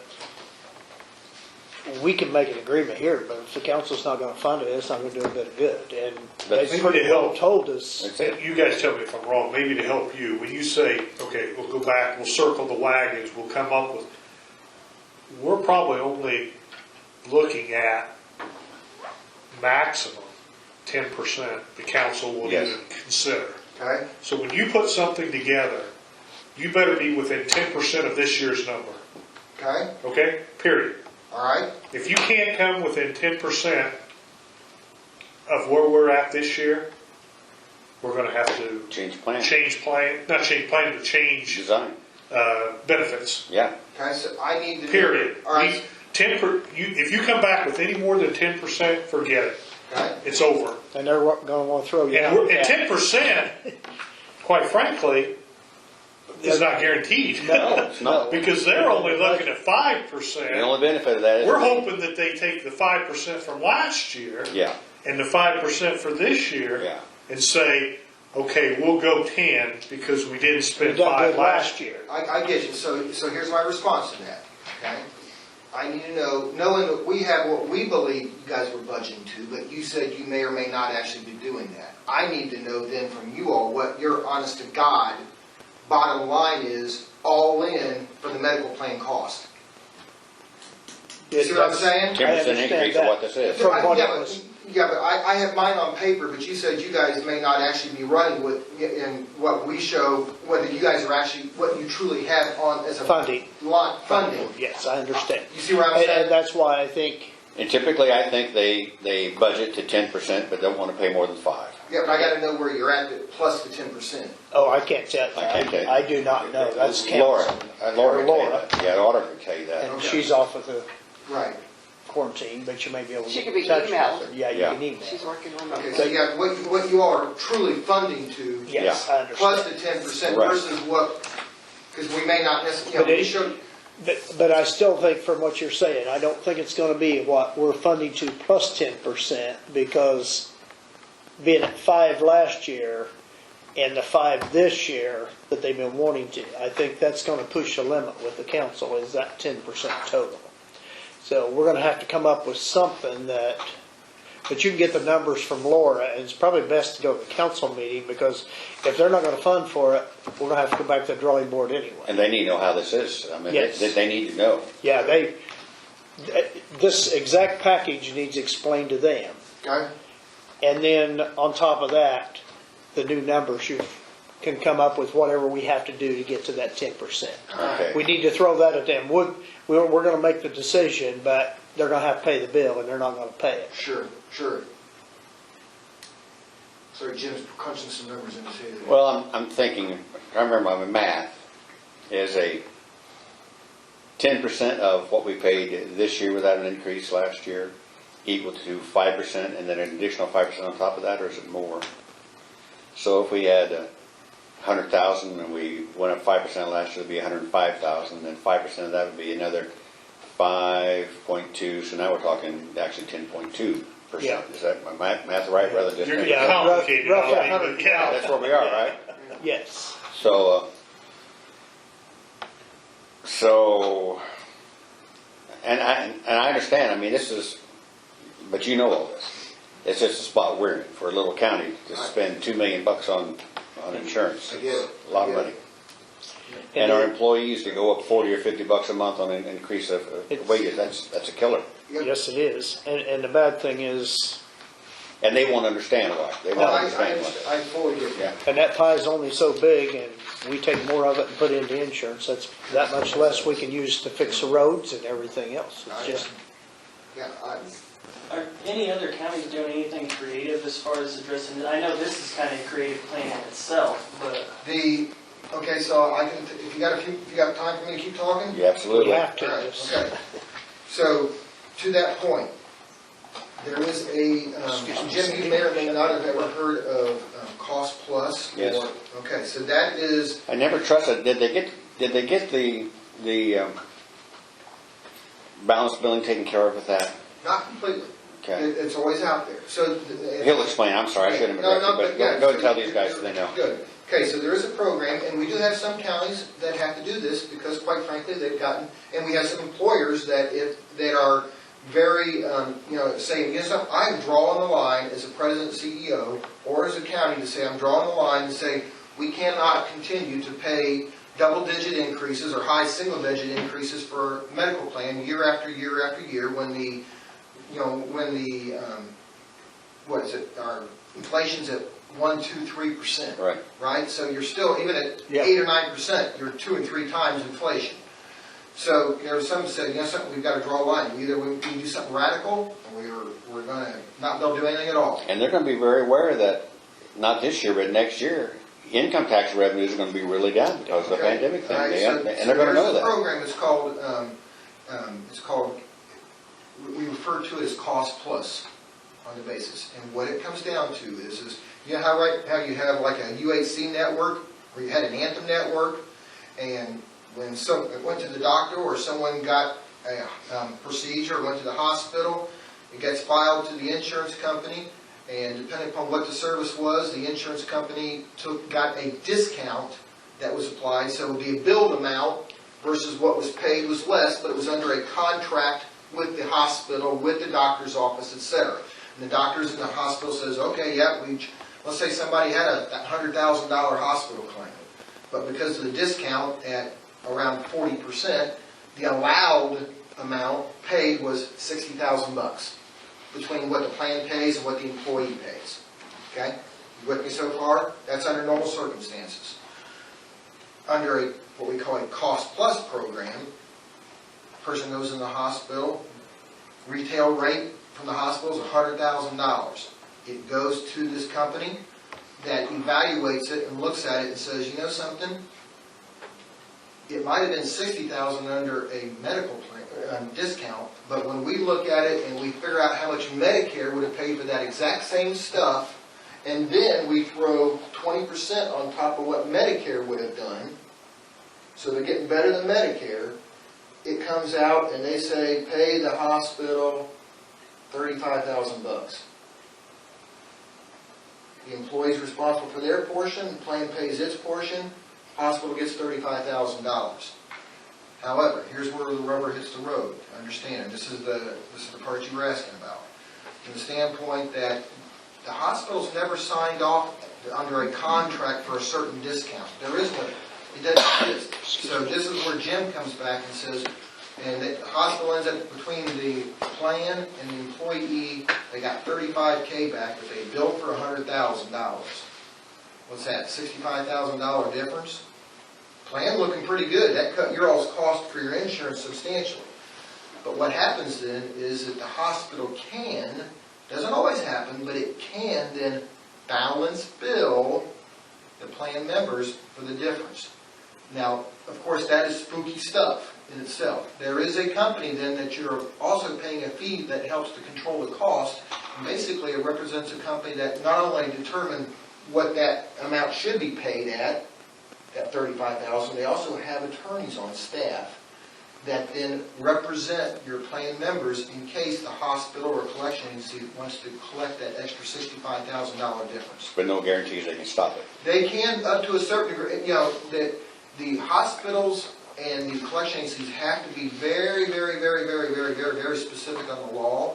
And in the vast majority of cases, I can't say without exclusion, I won't do that, but in the vast majority of the cases, they are able to protect the person. Doesn't mean they still don't get past due notices and phone calls and emails and letters in the mail saying pay, but it usually, 9 times out of 10, does not affect their credit, okay? That doesn't mean that it doesn't affect the individuals psychologically from the standpoint of constantly getting past due notices sent to or phone calls saying, hey. I'm really just not interested in it, only because there's no guarantees in anything. Jim, you said something that's really out there. Well, I don't want our employee start getting bills for $10,000 on the balance billing and then get hounded and hounded and hounded. Right. Even though we can assure him that it's not going to affect his credit, he's still getting those things, his wife's getting those calls or whatever. It can be very difficult. Now, the other option is you go to a high deductible health plan and to see substantial savings to get you down to what you're talking about numbers-wise, and I'm trying to be as realistic and transparent with you all as I can, you're going to have to talk about a high deductible health plan that probably could conceivably require a $10,000 employee deductible. You guys are talking about trying to cut into $500,000 right off the bat, and there ain't no other way to do it. You're talking about, you charged me with trying to save, I'm talking round numbers, $500,000. See, I would prefer, and I don't know if the council would, but I would prefer, since this could be a one-time shot, I would prefer that we figure our insurance costs without those 2 individuals getting to that level, and then have the council fund that difference outside that $500,000 you're talking about. Yep. Fund that outside of the plan. Okay. So those numbers aren't included in the plan, but the potential says there that you may have this $500,000 expense come up, and you need to know that going in. That's what I would prefer. So let me go this way then, okay? So along that line of thinking, we got one of them removed, right? So I'm talking about removing Because of both. the fact that we believe that that person's not going to be there. Right. So you're asking then for a quote that basically Removes them both. lays them both out. And we take the risk of the $500,000. Council understanding there may be a $500,000 worth of bills coming in. Yes, sir. We still buy reinsurance, our normal reinsurance, but But you laser both we laser those both out. I can go back and ask for that too. Let's do, and like I say, I still think it has to go. But that's laser, Right, council. just the $600,000 is above the $75,000 we're talking That about. was $625,000. So if we laser them out, we're going to get each of them $75,000 too, plus whatever's above the Exactly. threshold. It can be either way. So it could be another $150,000 on top It of could that. be either way. I had another question. If you expand the amount of members in the plan, like say, and I don't know if this is possible, I guess we'd have to look into it, but say another county where you're Yes. going with us. We tried that. Sure. Nick, I tried to get the surrounding counties to do that, the trust, like I did with the school trust. And Anthem bought the other ones out, bought Clinton out, bought the Vermillion County out. So we had tried that before. I have talked with Richard Sutton about that, who was really one of the founders for this insurance trust. John Goss also does trusts along those lines. We can go down that road again and try that, but it will take a couple of years to get that accomplished. Because that's exactly right, it's that stability. If that, I mean, we're so small, so insignificant, one hit is just, well, it's a fourth of our cost. You know, and on the flip side to that, you know how the world, everything equals out over time, right? In the big scheme of things, most of the time in the world. Well, you guys are taking it, unfortunately, a turn, but for the last many, many years, you've had a pretty stable And environment. we have. So what happens is if you join one of these trusts or an association, every one of those members is gonna have had a turn.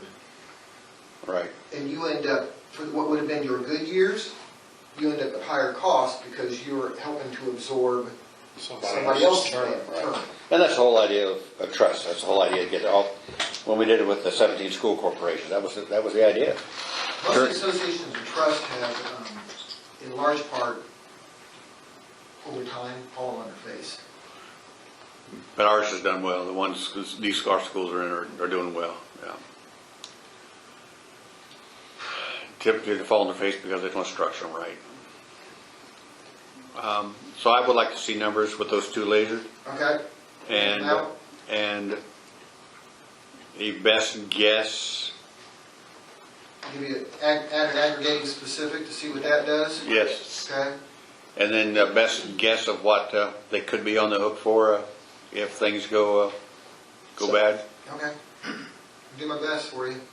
You know, we can only do what the stop-loss carriers are willing to do. Yes. Yeah. Right? Yeah. I can't make them do something. Now, is there such a thing as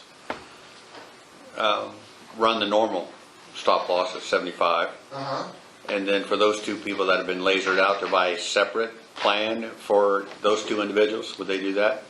No Okay. high risk, nothing, What if we were That's to, the idea behind, that's the whole idea behind group insurance. group insurance, yeah. Take the good with the And bad. you can't, as an employer, it's against federal law to go to those employees. oh, I know. Yes. And shouldn't be able to, no. Exactly. You shouldn't be able to put pressure on him. We had one years ago and he was dying and you know, it got to the point that they were looking for him to go so he wouldn't cost them. That's the council. Now, this is 25 years ago. Yep. We're probably talking about. And I don't want our people to be in that position where people are wishing them ill. You know how you're looking at this? I've got another client that has practically the exact same number of employees for you that you do here.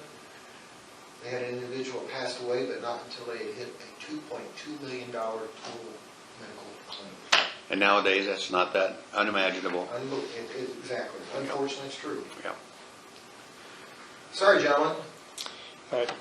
Well, that's a shock for me. I thought we were in that range. Well, it's because of that. Yes, it is. I understand why it is, yeah. Yeah. So figure, if you will, laser both those individuals and then give us that idea. Yep, and throw an aggregating specific in there. Yes, sir. Okay, And then we'll just take it to council, show them where we are. okay. But they got to understand if we laser these two out, they're on the hook for whatever it might be. So do you want to take that risk or do you want to do away with health insurance? And they may decide to do away with health insurance. And that one that one that's, would be staying on plan, payments are absolutely guaranteed. I can tell you that based upon their condition. There ain't no two ways about it. Yeah. Yeah, we had a commissioner years ago who wanted to get out of health insurance business. In fact, he had, you guys, I think, came in and figure out how much more we would have to increase the employees' pay to make them whole, and it was some $5,000 or $6,000 a year. It's like, what are you talking about? You know, so no, we're not doing that. November 12th, I think, is the next council meeting, so if that will work into your schedule, or Well, it's cutting renewal short for the auditor's office, but there's no choice. what else do we have? Yeah, we don't. We don't. We can't just tell him to do it, because if it maxes out what they're willing to spend, But we what they may, told us we could have, they're not gonna give it to us, they're not gonna pay it. we may need to schedule a meeting, special meeting for that day after the council meeting, and if they give us a go-ahead, then we can vote to approve and sign the papers to do it. Or And I don't know when open enrollment normally goes. they're ready to We start. wait till November 12th, and then we meet, That's short time. We better. that's not much time for the auditor Yeah, I to understand. have open enrollment. I'm wondering if the council needs to have a special. Yeah, they've got to see, and we haven't seen his final. I mean, I was trying, you guys want to be here on November 5th, and I told you it was just not possible with How all long? this calculation. October 5th, I mean, yeah. Oh, yeah, you want to be here on October 5th, and it's like, How, this is as soon as we. Well, and you had an incomplete year to deal with too. That was more auditor stuff, but that's, Okay. we worked that out. Right. Yeah, November How much 12th. time do you need to put this other plan Well, together? we'll probably be able to go back to the, after I get out of here, as I start driving, I'll be on the phone, Okay. right? And so it's a matter of then turn around and see what they can do. They could conceivably, don't take me to the absolute bank on this, but I could probably have new quotes for stop loss put together probably by early next week. All right, I'm gonna be gone next week until Friday. If we talk to the council, Would it be, knowing that you all understand the circumstance, if we got an updated report with some new pages and emailed to you all, and then, that'd be a start. yeah, And if we could get the council to meet the first week of November, Is there a chance we could just have a meeting and then come in if he can be, do you think you can be ready by the 5th of November, our first meeting? Can we get the council to come? our meeting's the 2nd of November. Second. Or yes, the 2nd, our first. So we could, I could call a joint, no, we can't do executive session, just be special Yeah. meeting. Call a special meeting then on the 2nd, and have our special meeting, and then we could have our meeting following that if we have a decision to make, so so, an 11/2 date, is that what you're yes. talking about? Yeah, Yeah? So that'd be the council calling a special meeting though, right? Yes. Yes, because Either- that's our meeting. Either myself or Mr. Bill Sylvester, Yep. Bill, either one of us could try to be here, We- one of the two. we Either would Bill probably or I. You met Bill before. yes. Well, we need to call a special joint meeting so we can all participate in the decision-making process of it. Well, you already have a regular meeting, We'd have ours after that special meeting on but insurance. if you guys are all gonna attend, yeah, I would just call it a joint special meeting, Okay. because then you guys can participate. Okay. Because if you're all three attending, then It's their meeting, not ours, Yeah. but we're all there anyway, so if we could do a joint meeting, you just then have we to can advertise participate. it appropriately Right. to be able to do it. All right, and that way at that meeting, then we can agree, if we come to agreement with the council, we can go ahead and take our vote because we're already in special meeting then, but we have our meeting anyway that day, So- we so count it as our meeting. Here's the deal, gentlemen. Just understand, by 11/2, very likely the stop-loss carriers are gonna say, we're gonna look at October. My concern is, by then, they're saying, we wanna look at your October claims, which then, we can't get the claims data until the middle of the month, Right, which means 11/2 is not gonna be viable. I can go back and find out, but I'm just here to tell you, the stop-loss carriers, If you we- get much further into a month. if we make it Friday the 30th, will that be, those numbers Yeah, up that's the, That's the last day, these quotes right? are good through the 30th. through the 30th? These quotes are good through the 30th. Well, I won't be back until afternoon, but we could do that in the afternoon of the 30th, that would work for you guys, like 3 o'clock or something? That work for you? You just have to make it work. And, We don't have a okay, choice. so I will tell It's you, our insurance. I am up in northern Indiana all day on November 30th for another county renewal meeting. Not November 30th, I mean, October, October 30th. October Okay. 30th, I'm up in Logansport. 3 hours away. Bingo. Now, we could, now, Did you attend teleconferencing or whatever? Or what by time are you phone? talking? Well, what time would It's you up be to you. available? What time's your Special meeting? meeting. I should be finished up there by around 1 or 1:30 PM. So if we That's had it at 4 o'clock, 4:30, 5 o'clock here, would 5 o'clock, we do that, can you Yeah, I make can- that work? Yep. Go from Logansport to Rockville? that's not, yeah, that's not, 3 hours at Yeah, the most, yeah. 2.5, 3. Yeah. well, it's an unfortunate situation. I was thinking you might be able to video conference in or to telephone in to the meeting. Well, we're gonna have all the information, really, we just may Yeah. have questions. So if you would be available, even that I I could, could even, I mean, you can do it earlier and I can just do it while I'm driving down the highway. yeah, if that might be the, I hate to put you through that, so if we could schedule that at maybe 3 o'clock in the afternoon, and if we have questions, we can call you, Yep, put you on speakerphone or on just on, we can make Yeah, that as work. long as we have all the information for us and the council. Okay, so, all right, that sounds viable. Friday the 30th, 3? 3 o'clock in the afternoon. And that needs to be advertised, is that what you're saying? yeah. As a Yeah, Logansport's special meeting? 2 hours away. Yeah. Will it's a Laura 2-hour drive from understand if Logansport I to just to let her know? I Or, just pulled a map quest. She'll know what that means, yeah. okay, She should. because I'll be sending her updates post this. All right, well, I'll have to contact the council Is and that see if enough? they're even willing to do it, What's today's date? but don't have much choice, folks. Today's Get it the- out. They don't have to, they don't want to pay the bill, they already. What time did we say? So, It'd have to She be needs to advertised get in it- Saturday's paper, Yeah, it needs to be almost immediately ran in the paper then. because she'll do Clinton, right? There's a guy. What? There's the gal Get there, announcement in. Antonia. Wednesday that we're gonna have a special meeting of the commissioners and council We can get it, yeah, I mean, I'll have it in. by this week Wednesday. Anyway. Yeah, okay. the safe space? It doesn't have to be advertised per se. It doesn't? You're talking about a paid advertising, you have to notify. Right, it's Yeah. just notice, yeah. Yeah. Okay. So tentatively, October 30th at 3 PM, is that where we're at right now? Yes. Yep. Okay. Okay. I'll do my best to try to be here, but you know how, sometimes how the world goes. But we'll obviously try, I'll work through this week and early next week to see if we can't get something updated and some quotes and get the updated documentation out to you. Good. Thank you, gentlemen. Well, wish we had better news for you. We Yeah. could just sign the paper and go on. I wish I had better news for you too. But Yeah, we got it's two a lot individuals easier. that represent, you know, that could conceivably Yes. over 25% of your budget.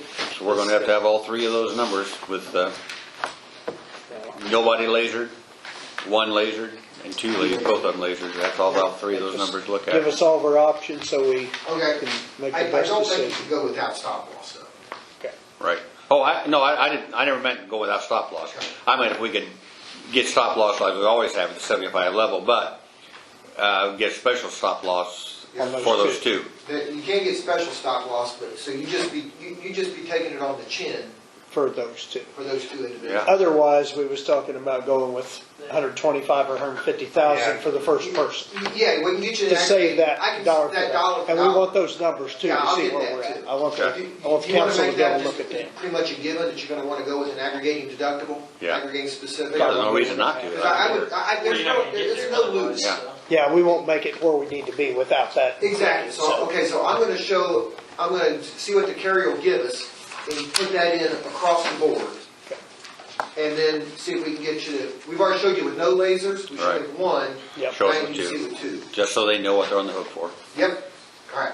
And then, are we at 7,000 for married? Deductible? Yeah. Or, I don't know. You know- Oh, you can, if you look at the binder, yeah, look on page 8. There's your, oh no, that's dental, I'm sorry, page 7. There's your plan design. Yes, 3,000 per, in-network, 3,000 on single, And 6 on six. panel. yeah. is there, without too much work, can you give us quotes with what he's saying, but increase those deductibles to say 4 and 7. 3,500 and Yeah, 7,000? you can do that. Or like 4 and 8. 4,000 and 8,000? 5 and 10. I just think we need to have, because if we're gonna have to Right. change Right. We need to know what our options benefits, are. What, you know, any we don't idea? wanna have to increase, No, I but don't want if to. we're gonna have to, Well, it's either that or not have insurance, and they're gonna have to have insurance. yeah, if they're gonna have to have about paying insurance, we more. just gotta say, hey, instead of 6,000, you're gonna have 7,000. And that's what it comes down to, either you have insurance or you don't, but you can make that choice on your own. If we have this plan available, you can either take it or don't take it. That's up to you, then save that money Someone then. else, your spouse that's got. But we do that already, we already have spousal Supposed to, carve out, but- yeah. Yeah, we have that now. If Do we know what- that's not too much trouble, kind of give us a quote of, okay, if we increase our Yeah, deductible. what I can do, okay, so when it comes to that, that's not so much the stop loss carrier, but that's Yeah. more of what we do, our Yes. actuary on the side, and it'll be easiest now for me to say, I can go back to my actuary, because he's the one that helps create some of these extra sheets for you all. This is a lot of Right. this. He can come back and say, for every $500 is in deductible, it's a 1% savings, or something akin to that. Well, that's why we went to the higher deductibles many years ago, to save the premium cost, but it didn't cost the employee because we increased our HSA donation to cover that increased cost in deductible. Yep. Which is really a big benefit for the employee, because if they don't meet the deductible, that's cash in their pocket. That's right, and that's right, and if they don't hit the deductible, it doesn't hurt them. Right. And I don't think utilization is the word I'm looking for. Do you have any idea how many, maybe it is utilization, it's been too many years, of our people actually reach the deductible? Off the top of my head, no. Okay. No, I can't, I don't even want to. But that's typically a low number, typically it's Yeah, I less mean, than And 50%. obviously, the higher the deductible amount goes, Right. The less smaller- that number Right. is, yes, Exactly. correct. Exactly. So yeah, if you could show us plans with the higher deductibles, a couple Okay. choices on that, and hope that only is gonna affect a few people who, hopefully they won't reach the deductible. Okay, do my best.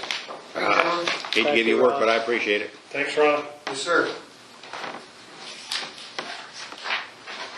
Sorry, y'all. I know, it's took a has to be done, it's important. It's about the most important thing we deal with, unfortunately, and the most expensive thing we deal with. It's not good news, but it's what we got.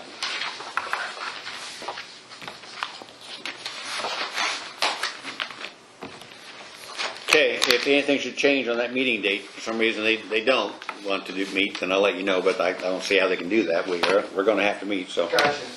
we'll see you. October 30th at 3 o'clock. Yes, right here. All right.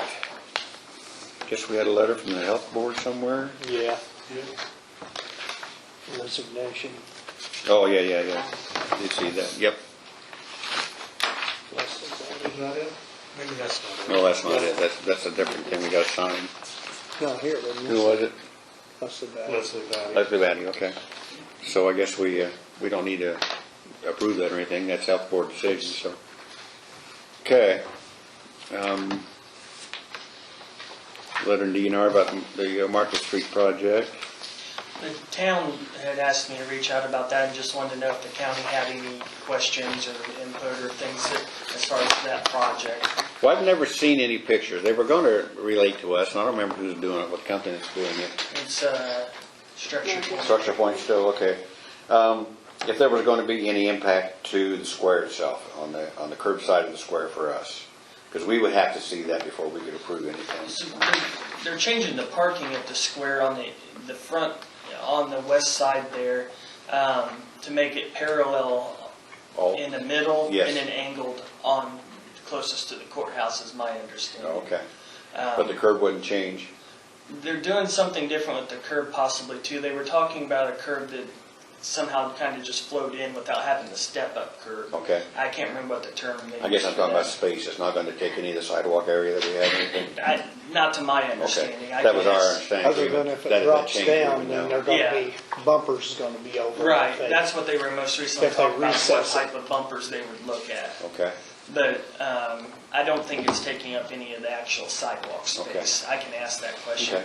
But they just wanted to make sure that there wasn't, from a county perspective, any type of questions or issues with the project. there wasn't, other than that, really was none of our business as far as it's on that side of the curb. It's okay, so. That is just what they've asked. And I appreciate them asking us. Tell them we appreciate that, including it. But our only concern would be if it would affect the square somehow. Yeah, besides just kind of changing the angle parking and the parallel parking in the Yeah. middle, I don't see where it affected it anyway.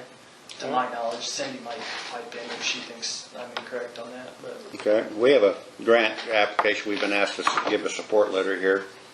This That's a is, different thing, Jim, oh, this is, than what's on your agenda. yeah. Yeah, oh, okay, I got you.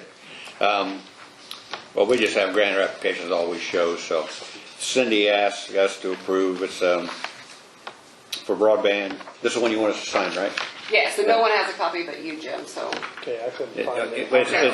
it says, yeah, I emailed it to you. Park County Commissioners recognize the importance and impact that broadband internet service in our rural county has on the quality of life, economic and educational opportunities, and overall well-being of our citizens. It is with this in mind that we are pledging our support for broadband expansion in our county. The proposed project to install a fiber ring is another step towards servicing a good number of residents and businesses in Park County that lack reliable internet service today. They just asked us to sign that letter of support. I make a motion, we sign the letter of support for the broadband. And I'll second that. All in favor, say aye.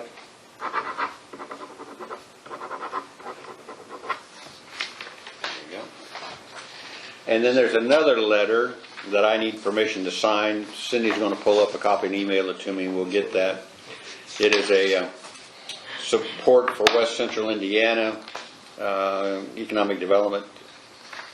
Let me find it here for you. Just got a message from it.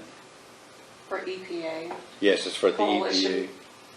And I don't remember what they were doing with that, but it's just a letter of support for actions that West Central's taking on our behalf with the EPA.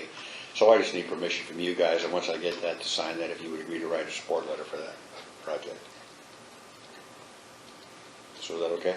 Yes, Is that a that's a motion? motion, I'll second it.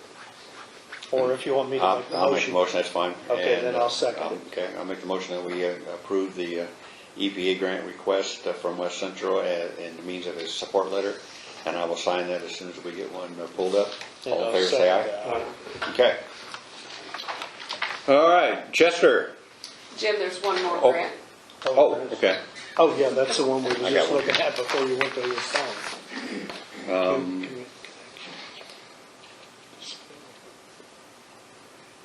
This is the new thing from Okra offering to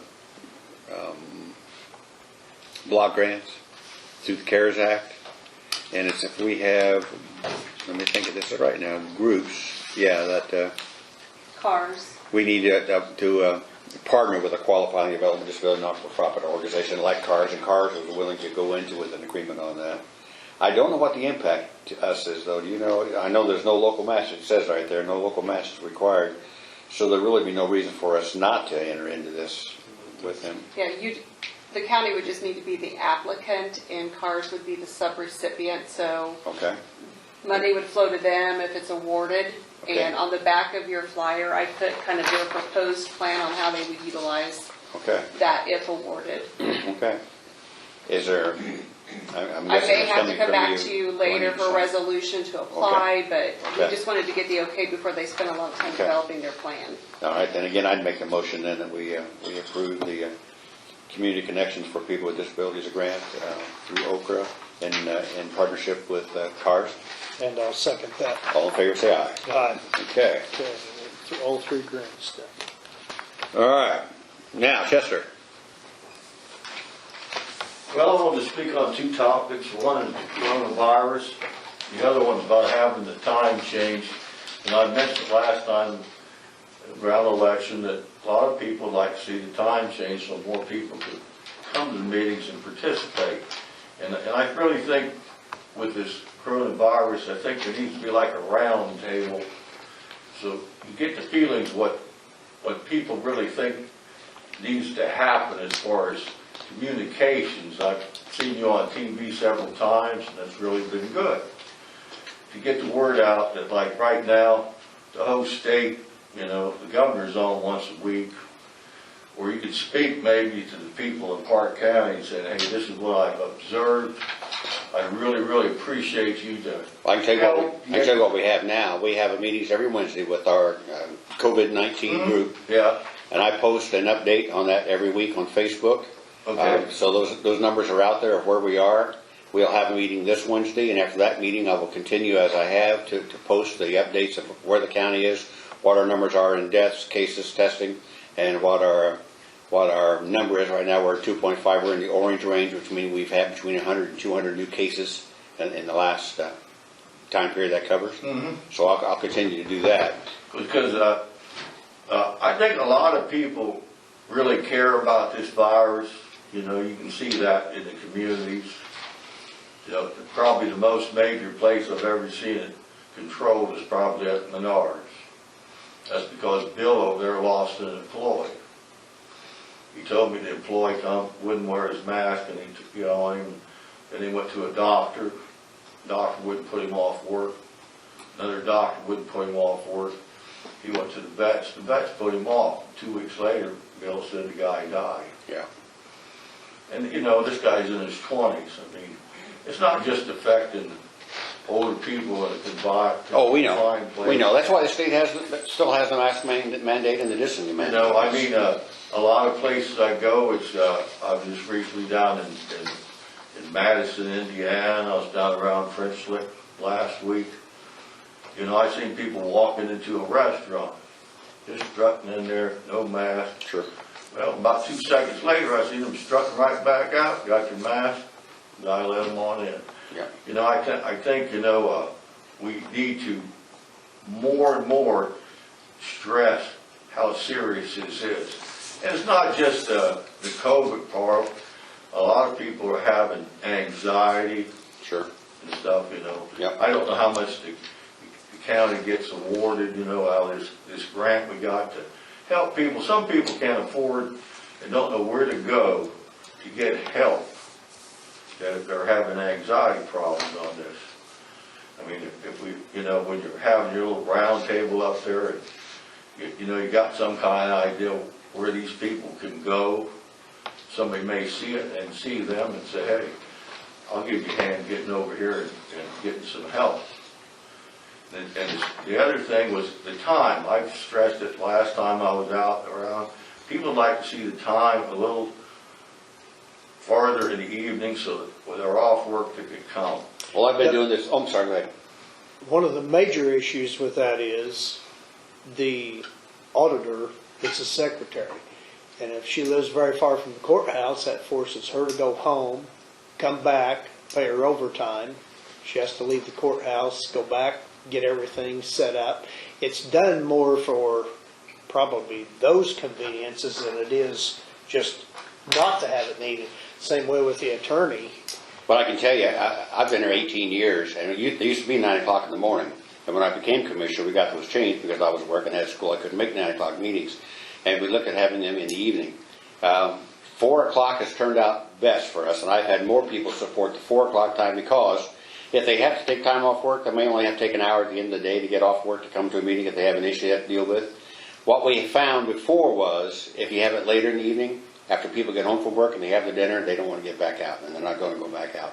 So we have found 4 o'clock to really be, it wasn't just picked out of the air for nothing. It was because When was the turnout down at a later hour? No, it's been about, we've never had them at 6 o'clock. We didn't go with the 6 o'clock. We went to 4:30 for a while, then we moved it back to 4 o'clock. I can kind of speak to that too. I'm the attorney for Marshall and for Rockville, and the turnout at the county meetings is almost identical what the turnout at the town meetings are. And they're at 6:30 and 6 o'clock respectively. And I think So it really hasn't changed as far as people coming. Usually we'll see the same people. And I think another plus we have is anybody that wants to watch it. That's It's on that's video a- and audio, 100% of it. Well, you have Yeah. both your newspapers here too. Yeah. So I appreciate that, but there really is no perfect time. Those who come at 4 o'clock wouldn't come at 9 o'clock, and they wouldn't come at 6 o'clock, and ones that, you're always going to lose some and gain some, so Yeah. it's different with people. And you said you're putting all this out on Facebook, Yes, which, that's good. I always You know, do a lot of people are into that now, and, you know, some people, like, you mentioned broadband a while ago, don't get it. sure. That's how come maybe occasionally when you see it spiking, maybe TV 10 or 2 would give you a little airtime. Well, that's what they, You get the word out to more people in the county. More people in the county got TVs than they have broadband. but that stuff is updated every day at noon. All the information is updated every day. Yeah, I read the paper, you know, I'm just concerned there's so many people, you know, Yep, there are. that are potential, gonna have to have a death certificate, and that's a shame. It is. It is a horrible time. So thank you for your time, and Appreciate your thoughts. I just wanted to express how I felt about those two subjects, and I think I Appreciate made it. them, and I appreciate what you said. Okay. Julie's not here. Randy? Chris. Justin, you had his information in the packet. He was here, but he had to leave. Yeah. And then we got Randy. So Randy, come on up. Randy, I'm glad you were here during that discussion of the health insurance stuff. So if it gets where we have to make some major changes, at least you'll know what we discussed. If they come in shooting at you, don't send them down. Yeah. I think you were here for the lights discussion too. Yeah. I don't think I want to ask council for money for 41,000 for lights, plus the way this insurance is. I don't really have a lot. They got High Bridge Road done last Wednesday, I think it was. And I really commend you guys on that. I mean, that is excellent, excellent shape. I drove it during it. When you got down to where you almost had it done, you had one lane left that you had to cover on it again. I drove it then. Because that's been a really sore spot for a long time that you've had to deal with for lots of years. And just ought to take care of you guys. You did a great job. But I drove a lot of roads in the north. I can't speak for the south, but I don't go down around there much. But even the gravel roads, I mean, right now, I know it's been dry, but right now roads are looking good. Yeah, they are. So we'll pass an ordinance here in a minute and not allow winter to come along. We won't have any winter. I was going to say, you're speaking a little It'll bit. be nice the rest of the year. We wish we could pass one for Yep. weight limits during the thawing times. Well, we got the roads halfway decent, I keep them. And I would agree, and I thought we did. I thought we. It's every year. Yeah, Every it's year. automatic Yeah. now. Yeah. Yeah, it's I think automatic. I think- It's every year for those periods of We time. made it automatic last time we passed it, and it's up to you to decide when it needs. Yeah, So- it'd be every year. It's down on that. Yeah, it's a I split standing, that in the fine print. it's standing, but you're the one that puts it in motion. Yeah, basically, if you see to where it's starting to create a problem, then it's up to you to put it in motion. Okay. Yeah, rather than do it every year and fool, because times change. I mean, you may get some heavy wet weather and snow, and you may not get it for a while. So, yes, the ball's in your court on that. Maybe we'll get some signs and put up Yes, and we had talked about that before. January to, I don't know what you had. Yeah, let's see what the ordinance says, what the Yeah, I dates don't are. remember what it said exactly. I can look real quick. So, we just need some signs of whatever roads particularly that you're involved with that really get affected by that, but that is it's an ordinance we passed earlier this year? I think so, or late last year. Might have been, Seemed might like have we been might spring have, maybe even this year. We might have been when we decided to do it. We said, why don't we just, But a lot of counties have standing periods. Yeah. They don't always invoke it, but they have the right to invoke it if they Yes. want I think it to. was in like March or something. That's I thought, Yeah. I What else? got my information on your personal property tax question again, Okay, so I don't have it with me. oh, you don't have it, okay. Sorry. Then we're gonna start on 400 East in the morning. We had a question on, oh, you talked to him about that, Yeah, I already. talked to him. Okay. 1170. Is that Diamond, is that the, No, what bridge that's they north talking of about? Portland Mills. North of Portland that's Mills, what I okay. thought. Okay, There's a few holes in it. okay. We did do some patching last week. So we're on a lot worse roads. I patched there on Henley Road, just before you get to the Amish place that does the solar panels. There were a few holes right there, so since I wasn't selling sassafras candy, I patched those instead that day, so, Thank you. so I got those. That's all I have. Any, I can't think of anything else. any concerns that you're aware of that you need to be, that we need to be aware of, or anything, money's okay and all that you're in good shape? Durworm's holding up, supplies amounts? Well, Roads, I tell you, that I Durworm think seems to we've got be, about $3,000 worth to haul yet on the okay, prepaid. on the Okay. prepaid. okay. Employees, still down some. Six It's, it's a never-ending battle. It's just something you just We've have to deal with. advertised 2 cycles now Yeah. and no application. And it worries me with this insurance we're dealing with. What do you do? That's one of the few draws we even have. I mean, it really is. It's not the wages, it's the insurance that brings people to work, and it's scary what could happen. Yeah, maybe a lot worse than one did. I know. I'd like to ask a question about the insurance. Yes, sir. discussion. Go right ahead. And you ready for it? We're ready. I've always been under the impression that in a group insurance situation, insurance companies couldn't dig into individual employees' health histories or. Well, they do the individual, you just can't share the names. You can't share those informations. We get a printout on specifics of what diseases or what impacts they've had, if they've had certain things. We'll get a list of how many heart cases we had, how many diabetic cases we've had, how many amputations. We'll get a list of all those individuals, but they can never identify, the HIPAA won't allow them to identify them by But names. he was talking about specific employees. Specific Obviously- employees, but no names though. But Yeah. he doesn't know who they are? No. You don't know who they are? No, we No, I do don't not have know a who they clue. are. Okay. No. It's, what you can see from the insurance standpoint, they are going to adjust our rates according to, I mean, they would not go into it blind, not knowing. We had employees that potentially is gonna cost over $500,000 next year. It'll always come down to one person or two persons doing Yeah. this, and this is the diagnosis, these are the problems, but you'll never know who they are. And this happens in all group insurance? Yes, yeah. Really, they have no other way to figure out what your cost might be. What they're doing with insurance is they're just guessing. It's called maximum claims. We know what our maximum cost can be because we insure up to a certain level. Then above that, we buy reinsurance. So we buy insurance that if we go above that level with someone, the reinsurance that we've insured with pays those bills, and that's what's costing us so much this time. So we have a $75,000 specific, which means each individual is specific, And we paid the first $75,000 of each person's claims, and then the reinsurance kicks in after that point. We've hired another company to insure us above that point. So the don't hope break is you it never down. get above that 75,000, but we've had 2 individuals that are above that, and it's huge, and that's what's really going to impact us this year. But we don't know who they are, don't want to know who they are. So, and that's what I was saying. 25 years ago, long before me, before I was ever here, there was a case, and it was just awful. And the guy felt horrible, like, I'm sorry, I'm sick. Well, you don't need to be sorry you're sick, you know. I've always been under the impression that did not happen in group insurance. It was just on averages and no, they have to. Well, it is averages, but they have to have all those individuals to make an average. That's what it comes down to. And another thing, they've got it anyway because they're paying the hospital bills. Right.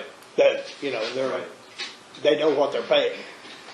And it's always tougher with small groups because it's not hard to figure out, you know, at some point who the sick, well, you know who's sick and who's not sick and who's coming to work and not. And so large groups, you would never know. Most people would never know who they are. And you just really don't want to have that information. You don't want to put that pressure on them. They got enough problems the way it is. You just don't want to know that. That's a good question though, but it is all anonymous. And HIPAA laws require that. We cannot know that stuff. So anything else for us? We were No, I think it was anything we're talking about. We was talking about being 6 employees down Well, and that, having to yeah. run an ad. He wasn't even able Yeah. to, Okay. no application. Well, we appreciate you. okay. That's all I have, unless you guys. Well, you waited a long time for that. You could have gone home a long time ago. I should have got you for the insurance if I realized it was going to take that long, because I really thought we were in that 5% range. He's going to come and tell us that. Great, we signed the papers Sign and it go and on. go. I'll have to He's wait still waiting around. on me anyway. Oh, okay. I'll wait on her. Okay. So hurry up, be quiet. Okay. Well, I've only got one more thing. If you're done, that's all you got? I'm done. Thank you. Burn ban, I talked to a couple of fire department chiefs today, and they're okay with lifting the ban. I suggest that we make it, we can lift it, because we're expecting more rain even than we've had, but make it contingent that if we don't get any more rain the rest of the week, put it back on Monday. Are you guys okay with that? If you are, I'll make that You're saying motion. put it on or take it off. I'm going to make the motion that we lift it and we take it off now, with the understanding that if we don't get any more rain this week, we'll put it back on Monday. I'll second that.